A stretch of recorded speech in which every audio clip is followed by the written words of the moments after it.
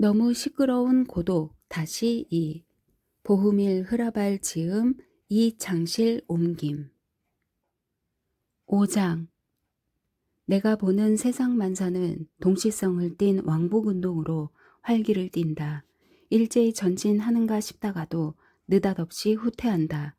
대장간 풀무가 그렇고 붉은색과 녹색 버튼의 명령에 따라 움직이는 내 압축기가 그렇다. 만사는 절룩거리며 반대 방향으로 기울어지는데 그 덕분에 세상은 절름발이 신세를 면하게 된다. 나는 35년째 폐지를 꾸리고 있다. 그런데 이 일을 제대로 하려면 대학 교육을 받았거나 적어도 제대로 된 인문학 교육을 받았어야 하리라.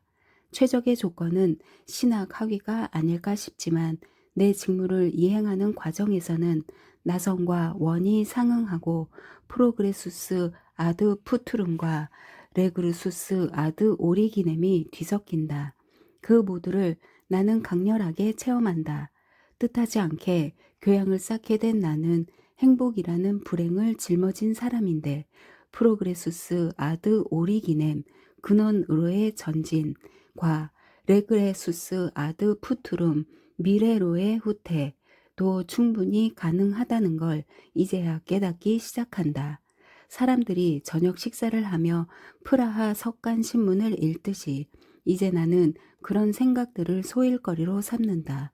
어제는 외삼촌의 장례를 치렀다.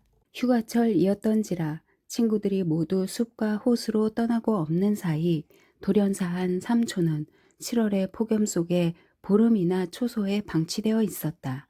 한 기계공이 삼촌을 발견했을 때는 이미 시신의 파리와 구더기가 들끓었고 몸이 과하게 숙성한 까망베르 치즈처럼 리놀륨 바닥에 녹아내려 있었다.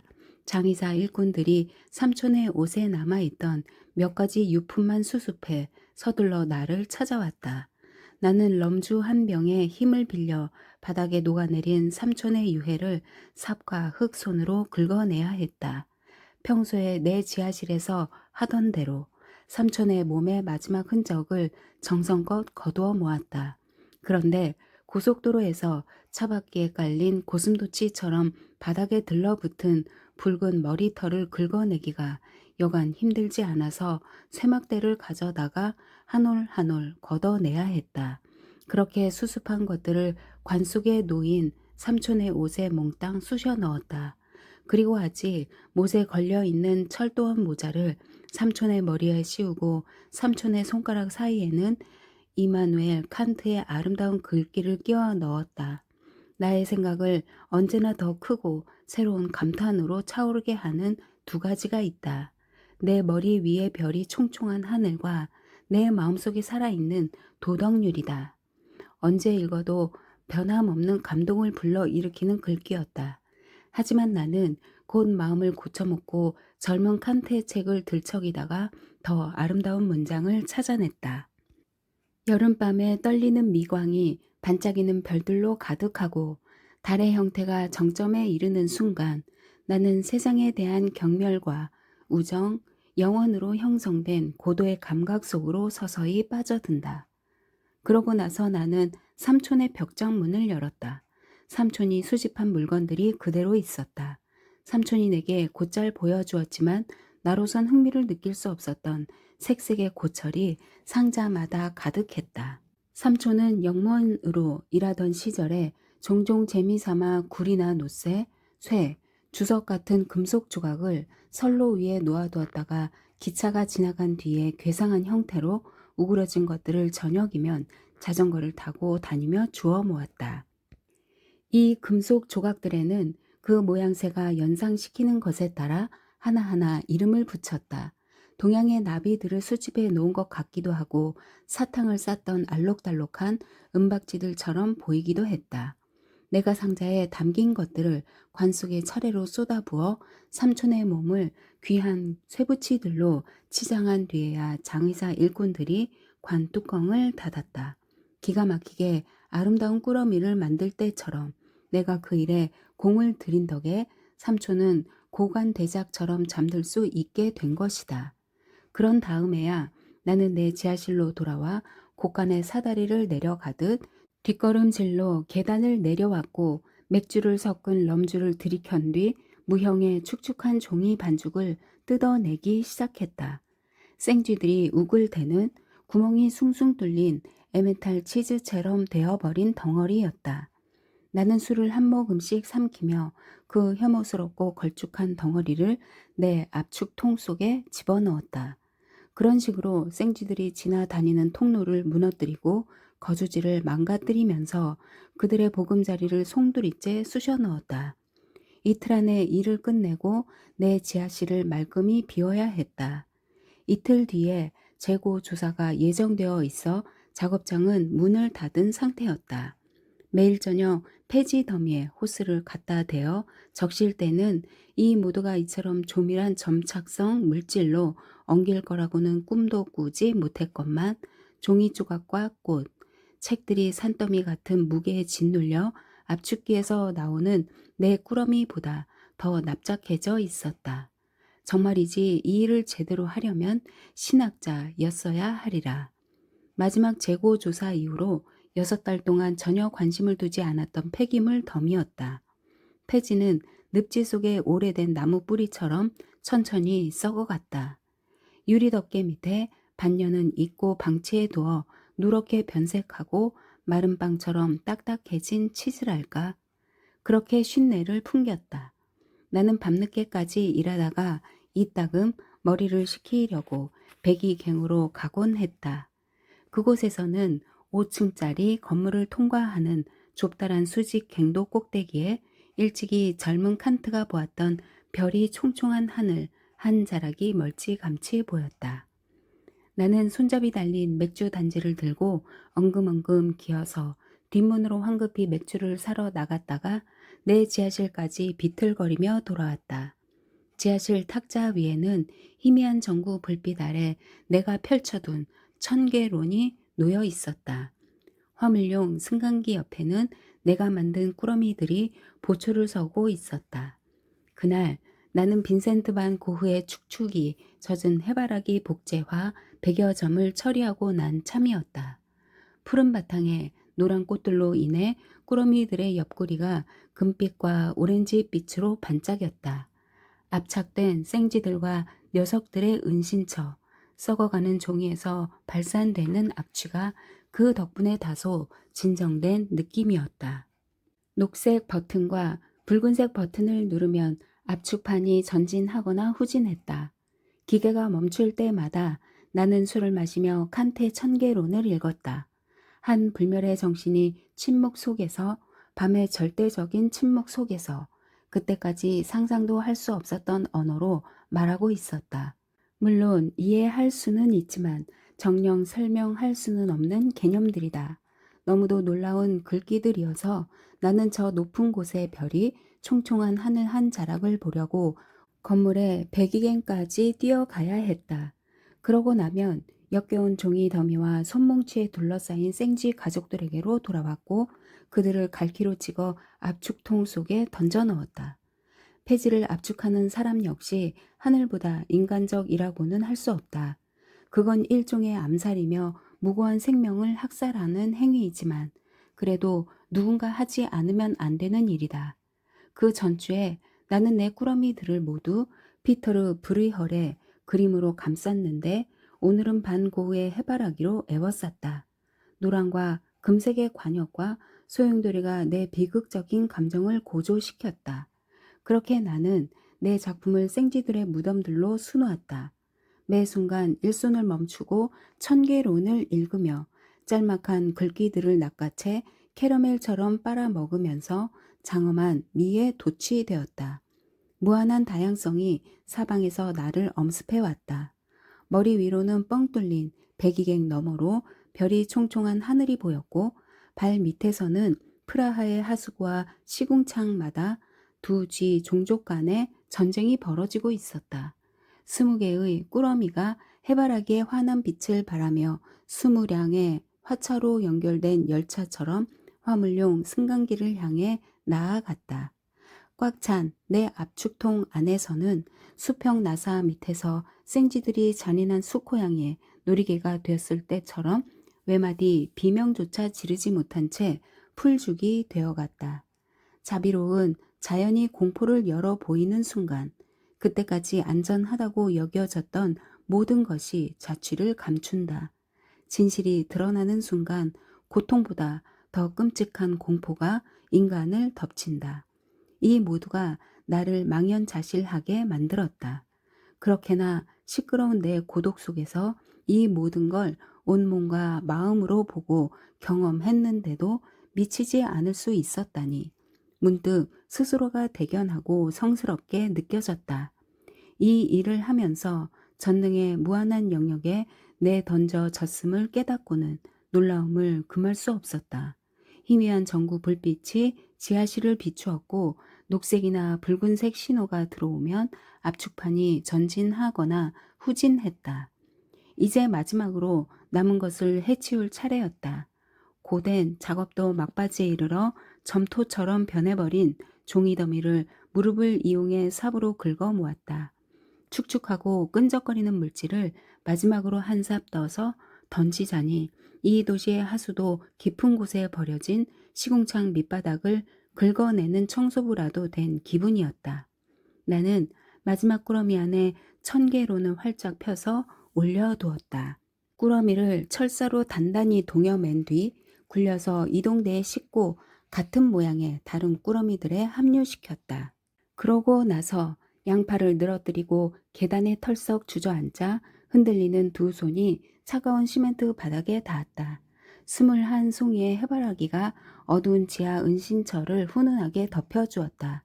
생쥐 몇 마리가 자신들의 종이 은신처를 잃고 여기저기서 떨고 있었다.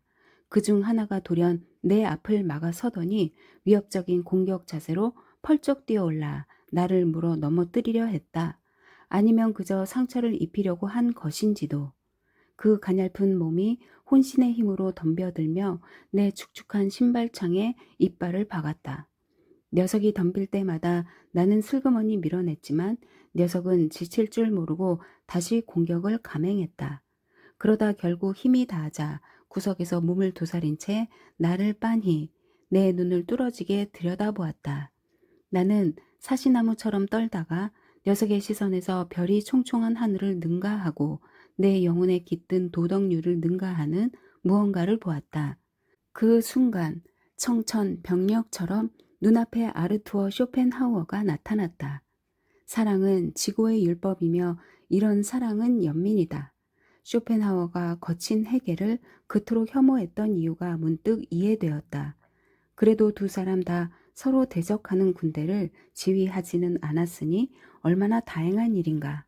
둘 사이의 전쟁도 프라하의 하수도에서 벌어지는 쥐 종족 간의 전쟁만큼이나 참혹할 수 있었을 테니까. 그날 밤 나는 기진맥진해서 2톤의 책을 머리에 인 침대에 비스듬히 누워 있었다. 희미하게 불을 밝힌 거리에서 어둠침침한 빛이 새어 들어왔다. 허술하게 이어붙인 닷집 모양의 선반, 판자들 사이로 책등들이 보였다. 난데없이 무언가를 갉아대는 소리가 정적을 깨뜨렸다. 생쥐들이었다. 생쥐들이 내 침대의 1000개를 갉아먹고 있었다. 바스락대는 희미한 소리, 크로노미터가 규칙적으로 째깍대는 소리. 아직은 몇 권의 책에 한정된 이 소리에 나는 깜짝 놀라 심장이 얼어붙는 것 같았다. 그곳에 생쥐 몇 마리가 있다면 얼마 안 가서 녀석들의 보금자리를 찾게 될 테고 몇 달 뒤에는 그 무리는 물론 부락도 발견될 것이다. 녀석들은 기하급수적으로 증식해 1년 후면 쥐들의 도시 하나가 내 서가를 공격해 올 테고 또 그리 멀지 않은 언젠가는 한 차례 부주의한 스침이나 숨결만으로도 2톤의 책이 1000개에서 굴러떨어져 내 머리를 덮칠 것이다. 내가 만든 꾸러미들 속에서 으깨어졌던 생쥐들로서는 통쾌한 서력이 아닐 수 없겠지. 나는 갈짝대는 소리에 넋이 나가 선잠이 든 상태로 누워 있었다. 그러자 은하수 모양의 어린 집시 여자 하나가 내 몽상의 물결 위로 어김없이 나를 만나러 왔다. 내 젊은 시절의 사랑. 발레리나처럼 한쪽 다리를 뒤로 뺀 채 카페 문간에서 언제나 나를 기다리던 조용하고 순진한 집시 여자. 오랫동안 잊고 지냈던 내 젊은 시절을 매혹한 아름다움. 땀과 기름기로 번들대던 그녀의 몸에서는 포마드와 사향 냄새, 코를 찌르는 사냥감 냄새가 났었다. 그 몸을 애무할 때마다 손가락으로 버터를 만지는 느낌이었다. 그녀가 입고 있던 볼썽사나운 단벌 드레스는 소스와 국물로 얼룩져 있었다.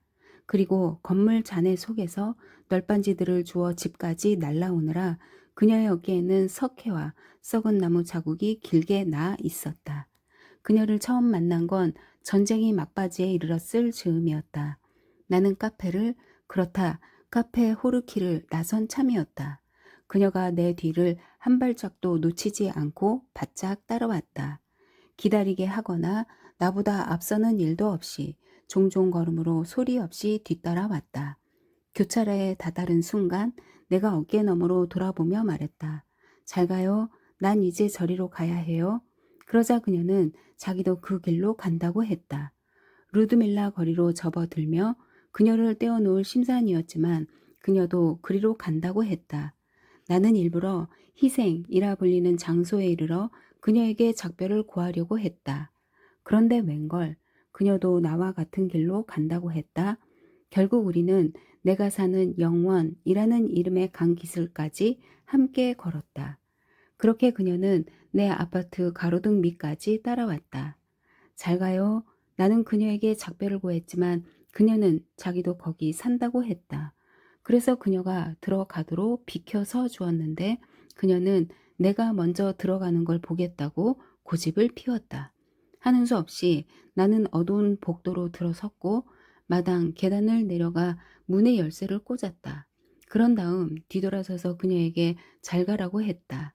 하지만 그녀는 거기가 자기 집이라고 했고 결국 내 집에 들어와 나와 한 침대에서 잠을 잤다. 아침에 일어나 보니 침대에 아직 그녀의 온기가 남아 있었지만 그녀는 사라지고 없었다. 그날 이후로 나는 일부러 밤이 되어서야 귀가했다. 그래도 그녀는 건물 잔해 속에서 건져낸 벌레 먹은 들보며 회칠이 된 널빤지를 창문 밑에 한 무더기 쌓아두고는 문 앞에 앉아 나를 기다렸고 내가 오면 고양이처럼 날쌔게 방 안으로 미끄러져 들어왔다. 내가 단지를 들고 맥주 5리터를 사러 나간 사이 그녀는 내 작은 쇠난로를 하얗게 달구어 놓았다. 예전에 대장간으로 쓰였던 내 방은 방문이 열려 있어도 큼직한 연통 덕에 난로가 그르렁대며 잘도 타올랐다. 매일 저녁 그녀는 감자를 넣은 쇠고기 스튜와 말고기 소시지로 같은 메뉴의 식사를 차렸고 식사가 끝나면 난로가에 앉아 난로의 장작을 쑤셔 넣었다. 넘실대는 노란 빛이 그녀의 어깨와 목을 비추고 불의 열기에 쌓인 변화무쌍한 옆모습이 촉촉한 금빛 땀으로 인해 한층 선명히 드러나 보였다. 옷을 입은 채 침대에 누워있던 나는 가끔씩 일어나 맥주를 단치째 들이켠 뒤 그녀에게도 내밀었다. 그러면 그녀는 양손으로 커다란 단지를 받아들고 마셨는데 목구멍으로 꼴깍꼴깍 맥주 넘어가는 소리가 아련한 펌프 소리처럼 들렸다.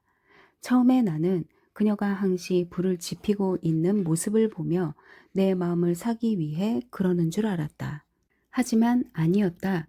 불은 그녀 안에 있었다. 타오르는 불꽃이 없다면 그녀는 살 수 없었을 게 분명하다. 그렇게 나는 이름도 모르는 그 집시 여자와 함께 살았다. 그녀도 내 이름을 알려고 하지 않았고 그럴 필요도 느끼지 않았다. 저녁마다 우리는 말없이 마치 약속이나 한 듯 다시 만났다. 그녀는 내 집 열쇠를 가져본 적이 없었다.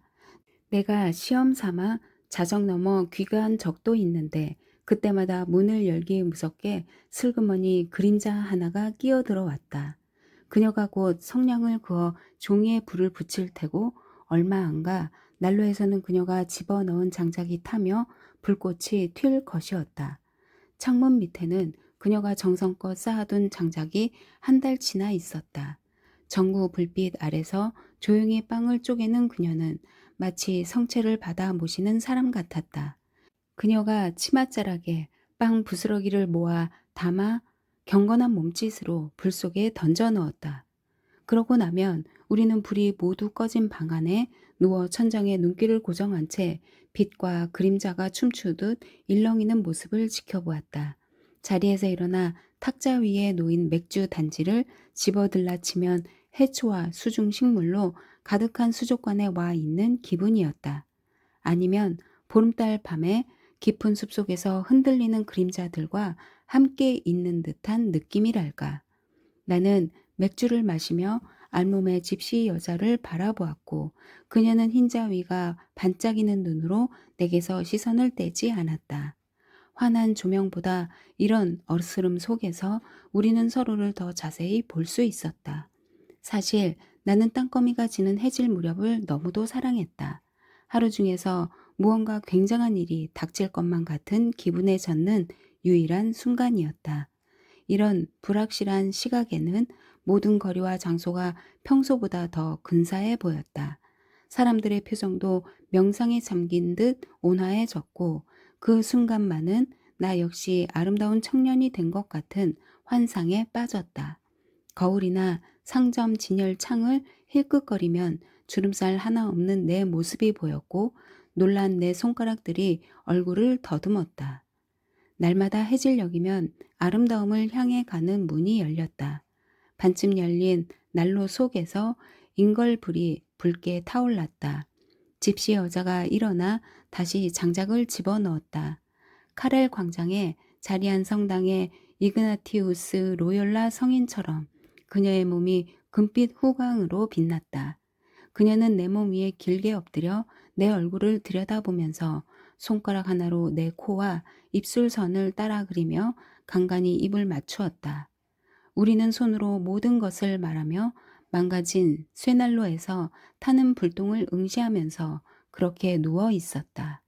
난로는 꺼져가는 장작이 나선형 불빛을 토해내는 동굴처럼 보였다. 우리는 그렇게 영원히 사는 것 외에는 달리 바라는 것이 없었다. 이 모든 것에 대해 이미 오래전에 서로 합의를 본 것 같았다. 이 세상에 함께 온 우리는 한 번도 서로를 떠난 적이 없었던 것 같았다. 종전이 있기 전 해의 어느 가을날 나는 푸른 종이며 굵은 실뭉치, 풀을 사서 일요일 하루를 꼬박 바쳐 연 하나를 만들었다. 집시 여자는 맥주 단지를 들고 쉴 새 없이 오갔다. 나는 연이 하늘로 곧장 오르도록 균형을 잡았고 집시 여자는 내가 시키는 대로 연의 긴 꼬리에 반짝이 종이를 붙였다. 그런 다음 우리는 민둥산으로 떠났다. 나는 하늘로 연을 띄운 다음 연이 움직이지 않도록 연줄을 꽉 쥐었다. 연은 꼬리만 일렁이며 커다란 S자를 그렸다. 집시 여자가 양손으로 얼굴을 가렸는데 놀라 휘둥그레진 두 눈이 손가락 사이로 보였다. 우리는 이제 자리에 앉아 있었다. 나는 연줄을 잡은 손에 힘을 풀고 그녀에게 연을 넘겨주었다. 그러자 그녀는 연이 하늘로 자기를 낚아채 갈 거라고 성모 마리아처럼 곧장 천국으로 데려갈 거라고 소리쳤다. 나는 그녀의 목에 팔을 두르고 말했다. 둘이 함께 날아오르면 되지 않느냐고. 그래도 그녀는 내 어깨에 머리를 기댄 채 내게 연줄을 돌려주었다. 그 순간 연을 이용해 메시지를 보내자는 묘안이 내 머릿속을 스쳤다. 하지만 그녀는 하늘로 날아올라 다시는 나를 볼 수 없게 될지도 모른다는 생각에 겁을 먹어 연줄을 다시 받아들려고 하지 않았다. 하는 수 없이 나는 연줄을 감은 막대를 땅에 꽂은 뒤 수첩을 한 장 떼어 연줄에 꿰었다. 집시 여자는 단속적으로 흔들리며 올라가는 메시지를 향해 양손을 내민 채 탄성을 질렀다. 연은 힘차게 날아올랐고 저 위에서 불어오는 바람 한 줄기 한 줄기가 내 손끝을 통해 온 몸으로 스며들었다. 그 순간 메시지가 마침내 연의 뾰족한 모서리에 부딪혔다. 한 차례 충격이 내 안에 전달되는가 싶더니 발끝에서 머리끝까지 전율이 훑고 지나갔다. 순식간에 연은 성부 하느님이 되었고 나는 그분의 아들인 성자, 그리고 연줄은 인간과 하느님의 중재자인 성령이 되었다. 그러고도 연은 여러 차례나 하늘로 솟구쳤다.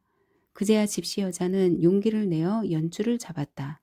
휘몰아치는 바람을 받아 흔들리는 연을 보며 내 곁에서 떨고 있었다. 한 손가락에 연줄을 감은 채 환호성을 터뜨렸다. 하지만 어느 저녁 집에 돌아왔는데 그녀가 보이지 않았다. 나는 불을 켠 뒤 밖에서 그녀를 기다렸다. 새벽까지 기다렸지만 헛일이었고 그녀는 돌아오지 않았다. 다음 날도 그 다음 날도 마찬가지였다. 두 번 다시 그녀를 볼 수 없었다.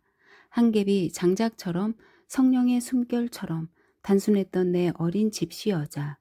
내 난로에 불을 지피는 것 외에는 아무것도 바라지 않았던 여자. 건물 잔해 속에서 찾아낸 무거운 널빤지들을 커다란 나무 십자가처럼 어깨에 메고서 끌고 오던 여자. 감자스티와 말고기 소시지면 좋겠고 난로에 불을 지피고 가을 하늘에 커다란 연을 날리는 것 외에는 더 이상 바라는 게 없었던 여자. 나중에 훨씬 나중에야 나는 게슈타포가 그녀를 다른 집시들과 함께 체포해 강제로 끌고 갔다는 사실을 알게 되었다. 그녀는 마이다네크 혹은 아우슈비츠의 어느 소각로에서 태워져 다시는 돌아오지 못했다. 하늘은 인간적이지 않다. 하지만 그 시절의 나는 아직 인간적이었다. 전쟁이 끝나도 그녀가 돌아오지 않기에 나는 마당에서 연을 태웠다. 더는 여름이 기억나지 않는 그 어린 집시 여자가 반짝이 종이로 장식했던 긴 연꼬리와 연줄도 함께. 전쟁이 끝나고 한참 뒤인 1950년대에 내 지하실은 낫지 문학에 파묻혀 있었다. 동일한 주제가 반복되는 수톤이나 되는 책과 팸플릿을 나는 열성을 다해 파기했다. 내 어린 집시 여자의 감미로운 소나타에 이끌려서 창랑과 황홀경에 빠져 경례를 붙이는 남자들과 여자들 사진이 수백 쪽에 이르는 책장을 뒤덮고 있었다. 노인, 노동부자, 농부, 친위대원, 군인, 누구 할 것 없이 모두가 열정적인 경례를 붙였다. 나는 해방된 그단스크로 입성하는 히틀러와 그의 수행원들이 내 압축통 속에서 사라지도록 온전히 내 일에 몰입했다. 해방된 바르샤바와 해방된 파리, 빈과 프라하로 입성하는 히틀러, 혼자 있는 시간의 히틀러, 추수감사절의 히틀러, 히틀러와 그의 경호견, 전선의 군인들을 방문 중인 히틀러, 대서양 장벽을 순찰 중인 히틀러, 동유럽과 서유럽의 점령 도시로 향하는 히틀러, 참모부에서 지도를 들여다보는 히틀러. 나는 이 히틀러와 열광하는 남녀들과 아이들을 파쇄하고 짓이겼는데 그럴수록 나의 집시 여자가 더 간절히 생각났다. 열광이라고는 모르던 여자, 내 난로에 불을 지펴 자신의 스튜를 끓이고 내 맥주 단지를 채우는 것 외에는 아무것도 바라지 않던 여자. 빵을 성체처럼 쪼개고 그런 다음에는 난로와 불꽃과 열기, 타닥타닥 타오르는 감미로운 불길을 보며 명상하는 것 외에는 아무 것이 없던 여자. 이 불의 노래는 그녀가 유년기부터 알아왔고 그녀의 종족을 신성한 유대의 감으로 묶어주던 것이었다. 그 빛은 사람들의 얼굴에 우스어린 미소를 그려 넣으며 모든 고통을 물리치는 것이었고 그녀에게는 절대적인 행복의 그림자였다. 침대에 등을 대고 비스듬히 누워 있는데 아주 작은 생쥐 한 마리가 내 가슴팍 위로 떨어져 미끄러지듯 달아나 몸을 숨겼다. 내 가방이나 외투 호주머니에 두세 마리가 딸려온 게 틀림없었다. 마당에 변기 냄새가 가득 퍼져 있는 것을 보니 곧 비가 퍼붓겠다 싶었다. 술과 노동으로 멍해진 나는 손가락 하나 까딱할 수 없었다. 이틀 동안 내 지하실을 청소하며 생쥐들을 희생시킨 참이었다.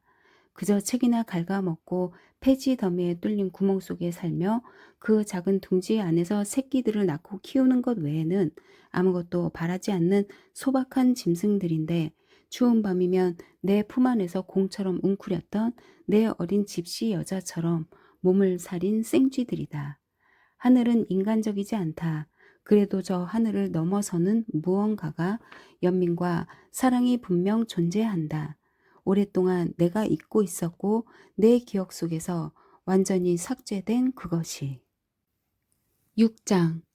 35년 동안 나는 내 압축기에 종이를 넣어 짓눌렀고 35년 동안 이것이 폐지를 제거하는 유일한 방법이라 믿어왔다. 그런데 이제 부분위에서는 엄청난 크기의 수압 압축기 한 대가 내 압축기 20대 분량의 일을 해낸다는 걸 알게 되었다. 게다가 목격자들의 증언에 따르면 그 거대한 기계는 300 내지 400kg들이 꾸러미들을 만들어 회전식 기중기를 이용해 화물열차 차량으로 운반했다. 나는 마음속으로 다짐했다. 직접 가서 봐야 해. 한태야, 그렇게 방문하는 게 예의지. 그런데 실제로 부분위에 가서 윌슨역만한 넓은 유리홀을 보고 괴물 같은 압축기가 노호하는 소리를 듣자 전율이 내 온몸을 훑고 지나갔다. 그 기계를 차마 눈뜨고 볼 수 없어 한순간 그곳에 멈춰선 채 흐릿한 눈길로 신발끈을 고쳐 맸다. 폐지 더미 속에서 희귀한 서적의 책 등과 표지를 발견하는 그 놀라운 순간이 내게는 언제나 축제나 다름없었는데 말이다. 그 즉시 책을 집어들지는 않았다. 플란넬 헝겊을 집어들고 우선 내 압축기의 굴대를 닦은 뒤 내 힘을 다스리며 종이 더미를 흘끗 바라보았다. 그러고 나서야 그 멋진 책을 펼쳐 들면 제대 앞에 선 신부의 부캐처럼 책이 내 손가락 사이에서 떨고 있는 것이 느껴졌다. 동네 클럽에서 내가 아직 축구 시합을 하던 시절에도 같은 일을 경험했었다. 아래 주점 담벼락에 선수들의 명단이 나붙는 건 목요일이라는 걸 알면서도 나는 수요일이면 벌써 그곳을 찾았다. 자전거에 올라탄 채 가슴이 두근댔지만 차마 유리를 씌운 게시판을 들여다볼 용기는 나지 않았다. 그저 열쇠 구멍이나 살피며 우리 클럽의 이름을 한참 동안 입안에서 굴린 다음에야 슬그머니 명단 쪽으로 눈길을 주었는데 그곳엔 어김없이 지난주 명단이 그대로 붙어 있었다. 아직 수요일이었으니까 다음날 나는 그곳에 다시 와서 마음을 가다듬고 천천히 1군 선수 명단과 대기자 명단, 청소년 팀 명단을 읽어 나갔다. 대기자 명단에 든 내 이름이 눈에 띄면 가슴이 벅차올랐다. 그랬던 내가 지금은 부분위에서 그 시절, 그 순간처럼 동요하고 있었다. 성 니콜라우스 성당의 거대한 제대처럼 천창에 착유리 높이까지 우뚝 솟은 기계를 마침내 마음을 단단히 먹고 쳐다보았다. 상상을 초월하는 크기의 압축기였다. 홀레쇼비체 발전소 화상에 느릿느릿 석탄을 쏟아놓는 컨베이어처럼 폭이 넓고 기다란 벨트가 흰 종이와 책들을 천천히 실어 날랐다. 작업 중인 젊은 남녀 노동자들은 나를 비롯해 내가 아는 어떤 폐지 압축공의 복장과도 닮지 않은 특이한 옷차림이었다. 그들은 오렌지색이나 푸른색 장갑을 끼고 노란 미국식 캡을 쓰고 있었다. 가느다란 멜빵이 등에서 십자로 교차하는 작업복은 티셔츠와 터틀넥의 색상을 돋보이게 했다. 전구불은 어디에도 보이지 않고 천장으로 햇빛이 쏟아져 들어왔으며 천장에선 환풍기가 윙윙댔다. 무엇보다 그들이 낀 장갑에 나는 모욕을 느꼈다. 종이의 감촉을 더 잘 느끼고 두 손 가득 음미하기 위해 나는 절대로 장갑을 끼지 않았으니까. 그러나 이곳에서는 그런 기쁨에 폐지가 지닌 비길 데 없이 감각적인 매력에 아무도 마음을 두는 것 같지 않았다. 바칠라프 광장의 에스컬레이터를 탄 사람들처럼 책들은 컨베이어 벨트를 타고 올라가 스미오프 양조장의 가마솥만큼이나 거대한 가마솥 안으로 미끄러져 들어갔다. 저 끔찍한 용기가 가득 차면 벨트가 멈추었고 거대한 수직 나사가 천장에서 내려와서는 무시무시한 힘으로 종이를 짓누른 뒤 지친 탄식을 내뱉으며 천장으로 도로 올라갔다. 그러고 나면 모든 게 다시 시작되었다. 벨트가 흔들리며 카렐 광장의 분수대만큼이나 커다란 타원형 용기 속으로 종이를 밀어넣었다. 책더미들이 여기서 몽땅 파괴되었다. 나는 이제 마음을 추스르고 유리병 너머로 트럭들이 손때 묻지 않은 새 책들을 쏟아넣는 광경을 목격하고 있었다. 그 책들은 어느 누구의 눈이나 마음, 머리도 오염시키지 못한 채 쓰레기통으로 직행했다. 노동자들이 꾸러미를 열어 깨끗한 책들을 꺼내 표지를 뜯어낸 뒤 내용물을 컨베이어 위로 던졌다.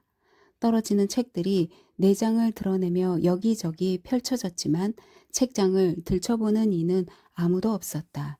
사실 그건 불가능한 일이기도 했다. 멈출 줄 모르는 컨베이어를 내가 내 압축기를 다루듯 할 수는 없을 테니까. 부분이에서는 그렇게 비인간적인 일을 해치우고 있었다. 그 일은 저인망 고기잡이를 물고기 선별 작업을 상기시켰다. 배 안에 숨겨진 통조림 제조 라인에서 생을 마감하는 물고기들이었다. 물고기나 책이나 모두 매한가지다. 대담해진 나는 압축통을 에워싼 승강대 위로 기어 올라가 보았다. 한 번에 5만 리터의 맥주를 생산해내는 스미오프 양조장에서처럼 그곳을 어슬렁거리면서 공사가 진행 중인 집의 비계 위에 올라선 것처럼 난간에 기대어 호를 내려다보았다. 발전소에서나 볼 수 있는 제어판이 색색의 버튼 10여 개를 달고 반짝였다. 우리가 손 안에 전차표를 무심코 움켜쥐듯 수직 나사가 쓰레기들을 눌러 압착했다. 나는 겁에 질려 주위를 둘러보았다. 노동자들의 옷이 햇빛에 환히 빛났다.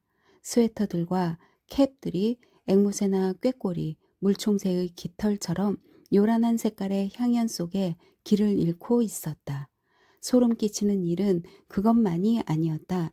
순식간에 나는 상황을 정확히 이해했다. 저 거대한 압축기가 다른 모든 압축기에 치명타를 가할 것이고 내가 몸담고 있는 직업에도 상이한 유형의 사람들과 작업 방식으로 새로운 시대가 열릴 것이었다. 실수로 그곳에 버려진 책들과 사소한 기쁨도 끝이었다. 뜻하지 않게 교양을 쌓게 된 나처럼 늙은 압축공들이 누렸던 좋은 시절도 끝이 나고 만 것이다.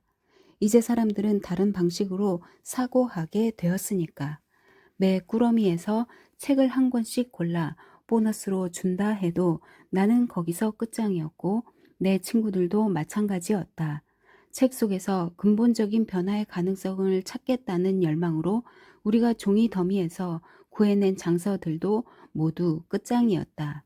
그러나 내 용기를 결정적으로 꺾어 놓은 건 그 젊은이들이었다. 양다리를 벌린 채 손을 허리에 갖다 대고 우유와 코카콜라를 병째 들이켜는 젊은이들. 더럽고 지친 늙은 일꾼이 일감에 매달려 혼신의 힘으로 맞붙었던 시절은 완전히 끝이 나고 만 것이다. 새 인간, 새 방식과 더불어 바야흐로 새 시대의 막이 오른 것이다. 우유를 수 리터씩 들이켜며 일한다는 건 얼마나 끔찍한 일인가. 암소들이라면 갈증이 나서 죽을지언정 우유라면 한 모금도 마시려 하지 않을 텐데.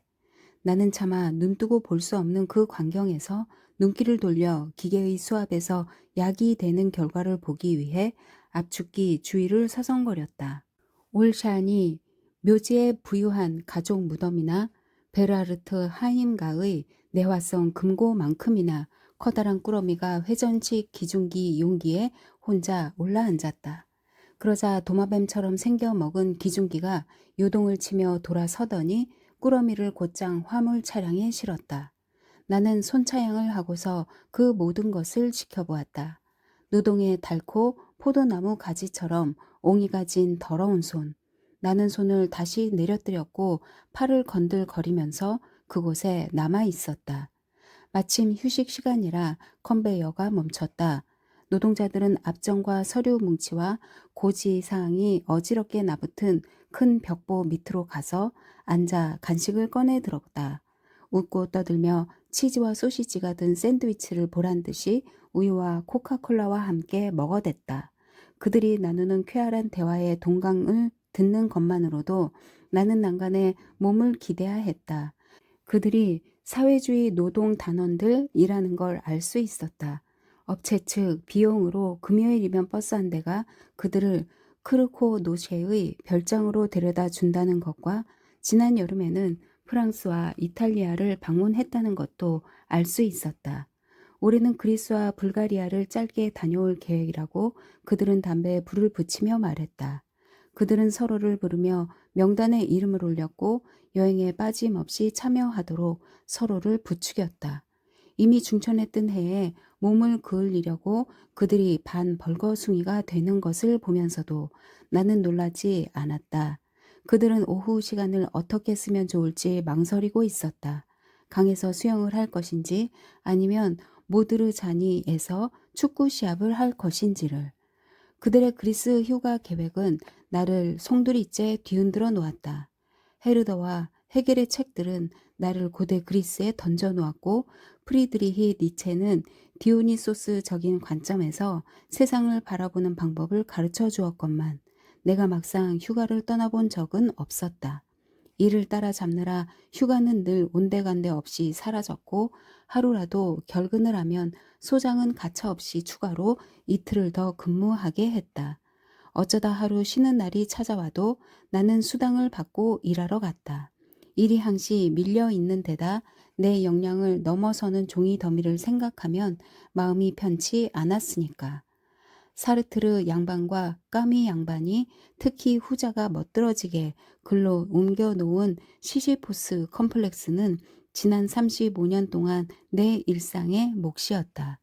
그러나 부분위의 사회주의 노동 단원들은 일이 밀리는 법이 없었다.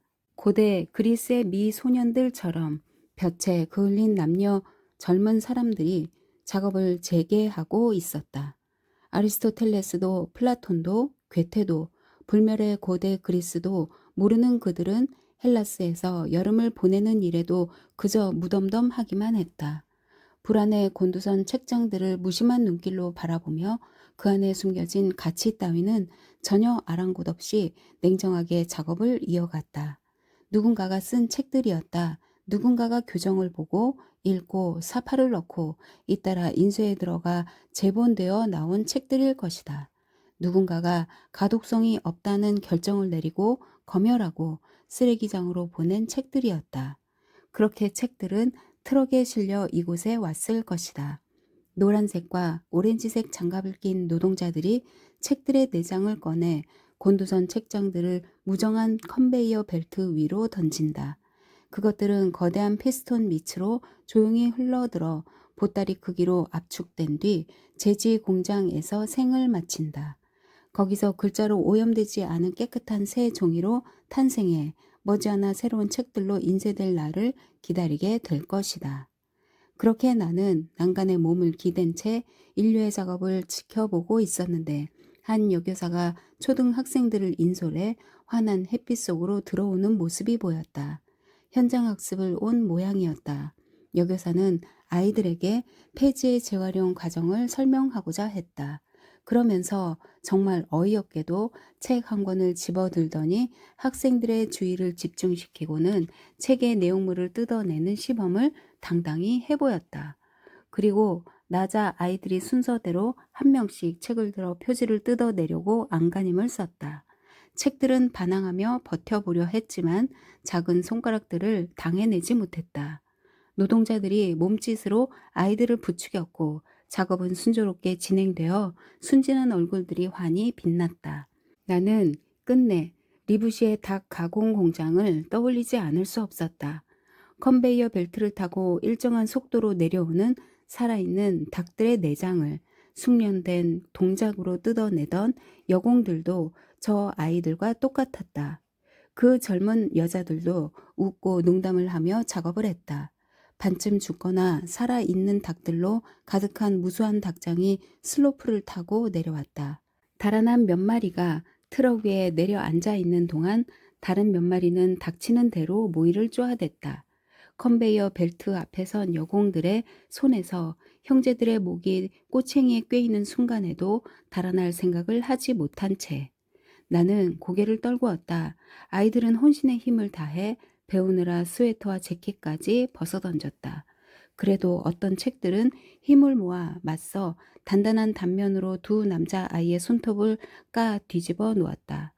그러자 지원군으로 달려온 여공들이 이 영원한 반란자들 곤두선 종이장들을 손가락으로 한번 튕겨 컨베이어 벨트 위에 올려놓았는데 그 사이 여교사는 아이들의 작은 손가락을 붕대로 감아주었다. 하늘은 인간적이지 않고 이런 일들은 내 인내심의 한계를 넘어서고 있었다. 그곳을 떠나려고 돌아서는데 나 자신이 부르는 소리가 들렸다. 이봐 한태야, 심술보 영감, 이제 어쩔 셈인가? 오렌지색 캡을 쓴 젊은이 하나가 뉴욕에 있는 자유의 여신상처럼 과장된 몸짓으로 자신이 마시던 리터들이 우유잔을 쳐들고 흔들어 보이며 웃었다. 그러자 다른 이들도 가세해 모두 함께 웃어댔다. 어쩌면 그들은 나를 아주 좋아하는지도 모른다. 내가 누군지 알아보는 거다. 천지가 무너져 내리는 심정으로 내가 그곳을 배회하고 있던 내내 그들은 나를 주시하고 있었던 거다. 그들의 거대한 압축기 앞에서 내가 동요하는 모습을 보며 몹시 흡족해서. 그들은 배꼽을 잡고 웃어대며 노란색과 오렌지색 장갑을 흔들어 보였다. 나는 두 손으로 얼굴을 가리고 허겁지겁 그곳을 벗어나 가장자리에 무수히 많은 꾸러미들이 늘어서 있는 복도로 나왔다. 쌓아둔 책들이 연달아 곁을 지나갔고 내가 앞으로 달려나갈수록 책들은 뒤로 물러났다. 웃음소리가 쉴 새 없이 터져 나오며 다양한 음색으로 울려 퍼졌지만 그 소리도 점차 뒤로 멀어져 갔다. 복도 끝에 이르러 멈춰선 나는 더 이상 참지 못하고 꾸러미 하나를 풀었다. 아이들의 작은 손가락에 안가품을 했던 책들은 3권짜리 소공자 8만 5천 부였다. 그러니까 25만 부의 소공자가 아이들의 손가락에 맞서 싸운 셈이었다. 또 다른 복도로 접어들자 그곳에도 가장자리의 책꾸러미들이 무기력한 모습으로 늘어서 있었다. 리붓이 여행에서 본 광경이 다시 떠올랐다. 닭장을 벗어난 닭들이 컨베이어 벨트를 따라 내려오며 모이를 쪼아대면 손 하나가 그들을 낚아채 산채로 꼬챙이에 꿰어 목을 잘랐다. 그들 운명의 고리에 막 합류하고 난 그 닭들처럼 이곳에 쌓여있는 책들도 요절할 운명이었던 것이다. 그리스에 갈 수만 있다면 나는 우선 아리스토텔레스가 태어난 스타기라에서 경배를 올릴 것이다. 그런 다음 올림피아 경기장을 한 바퀴 돌 테지. 장식술이 촘촘히 달린 긴 반바지를 입고 올림픽 경기의 우승자들 모두에게 경의를 표하며 달릴 것이다. 그리스에 갈 수만 있다면. 저 사회주의 노동 단원들과 함께 그리스로 떠날 수 있다면 그들에게 건축과 철학 강의를 하고 자살한 이들과 데모스테네스, 플라톤과 소크라테스에 대한 강의도 할 것이다. 그들과 함께 그곳에 갈 수만 있다면. 하지만 이제 우리는 새 시대, 새 세상으로 진입했고 그런 것들은 그들의 이해를 훨씬 넘어선다. 저 젊은이들은 완전히 새로운 존재인 게 확실했다. 그런 생각을 하며 나는 내 지하 공간으로 돌아왔다. 뒷문으로 들어와 어슴푸레한 빛과 희미한 전구 곰팡내를 다시 찾았다. 내 압축기와 반들반들 윤이 나는 압축통, 세월의 손길이 밴 그 나무결을 어루만졌다. 그 순간 난데없이 비통한 고함 소리가 귓전을 때려 돌아보지 않을 수 없었다. 천장에서 소장이 충혈된 눈으로 얼굴을 아래로 들이밀고 내 지르는 소리였다. 내가 긴 시간 자리를 비운 사이 작업장 앞마당이 종이로 뒤덮여 있었다. 그런데도 나는 그가 대체 무엇 때문에 나를 꾸짖는지 제대로 파악하지도 못하면서 스스로가 비열한 인간처럼 여겨졌다. 더 이상 나를 보아넘길 수 없게 된 소장은 내가 아직 아무한테도 들어본 적 없는 욕설을 쏟아 놓았다. 나는 아무짝에도 쓸모없는 무능한 인간이고 바보 천치였다. 부분이의 거대한 압축기와 청년 사회주의 노동 단원들 그리고 그들의 그리스 여행에 심적으로 팽팽히 대립해 있는 나는 멍청한 인간이었고 내 작은 압축기보다 더 미미한 존재였다. 그날 오후 내내 나는 정신 나간 사람처럼 일했다. 부분이의 속도로 종이를 갈퀴로 퍼 담았고 반짝이는 표지의 책들이 내 곁에서 수다를 떨어대도 마음을 굳게 다 잡았다. 안 돼, 넌 그럴 수 없어. 단 한 권의 책도 펼쳐볼 권리가 없어. 잔혹한 한국 형리처럼 냉정해져야 해. 라고 쉴 새 없이 나 자신을 타일렀다. 내가 압축통 속에 집어넣고 있는 것들이 무감각한 흙덩이인 양 그렇게 일했다. 엔진이 가열되고 기계가 미친 여자처럼 콜록대고 팔짝거리면서 돌아갔다. 이 지하실에서 녹슬어 갔던 기계로서는 이제까지와는 완전히 다른 새로운 리듬이었다. 나는 1리터들이 우유를 구해다가 마셨다. 첫 모금은 마치 가시철사가 목구멍 안으로 들어가는 느낌이었다. 그래도 멈추지 않았다. 어린 시절에 먹었던 대구 간유만큼이나 역겨운 이 음료를 억지로 삼켰다. 그러자 2시간 만에 종이 더미가 말끔히 치워졌다. 마침 목요일이었다. 평소라면 내가 초조한 마음으로 기다렸을 코메니우스 대학 사서가 내 발밑에 철학서적 한 광주리를 쏟아놓았다. 그러나 나는 쓰레기 더미를 치우듯 그것들을 슬그머니 눈길이 가 닿은 도덕 형이상학마저 내 압축기 속에 쳐넣었는데 그 때문에 가슴이 찢어지는 것 같았다. 나는 익명의 꾸러미들을 미친 듯이 압축하고 또 압축했다. 고대나 현대 화가의 복제화 따위도 염두에 없었다. 나는 보수를 받고 일하는 사람일 뿐이었다. 예술과 창조, 미의 창출은 꿈도 꿀 수 없었다.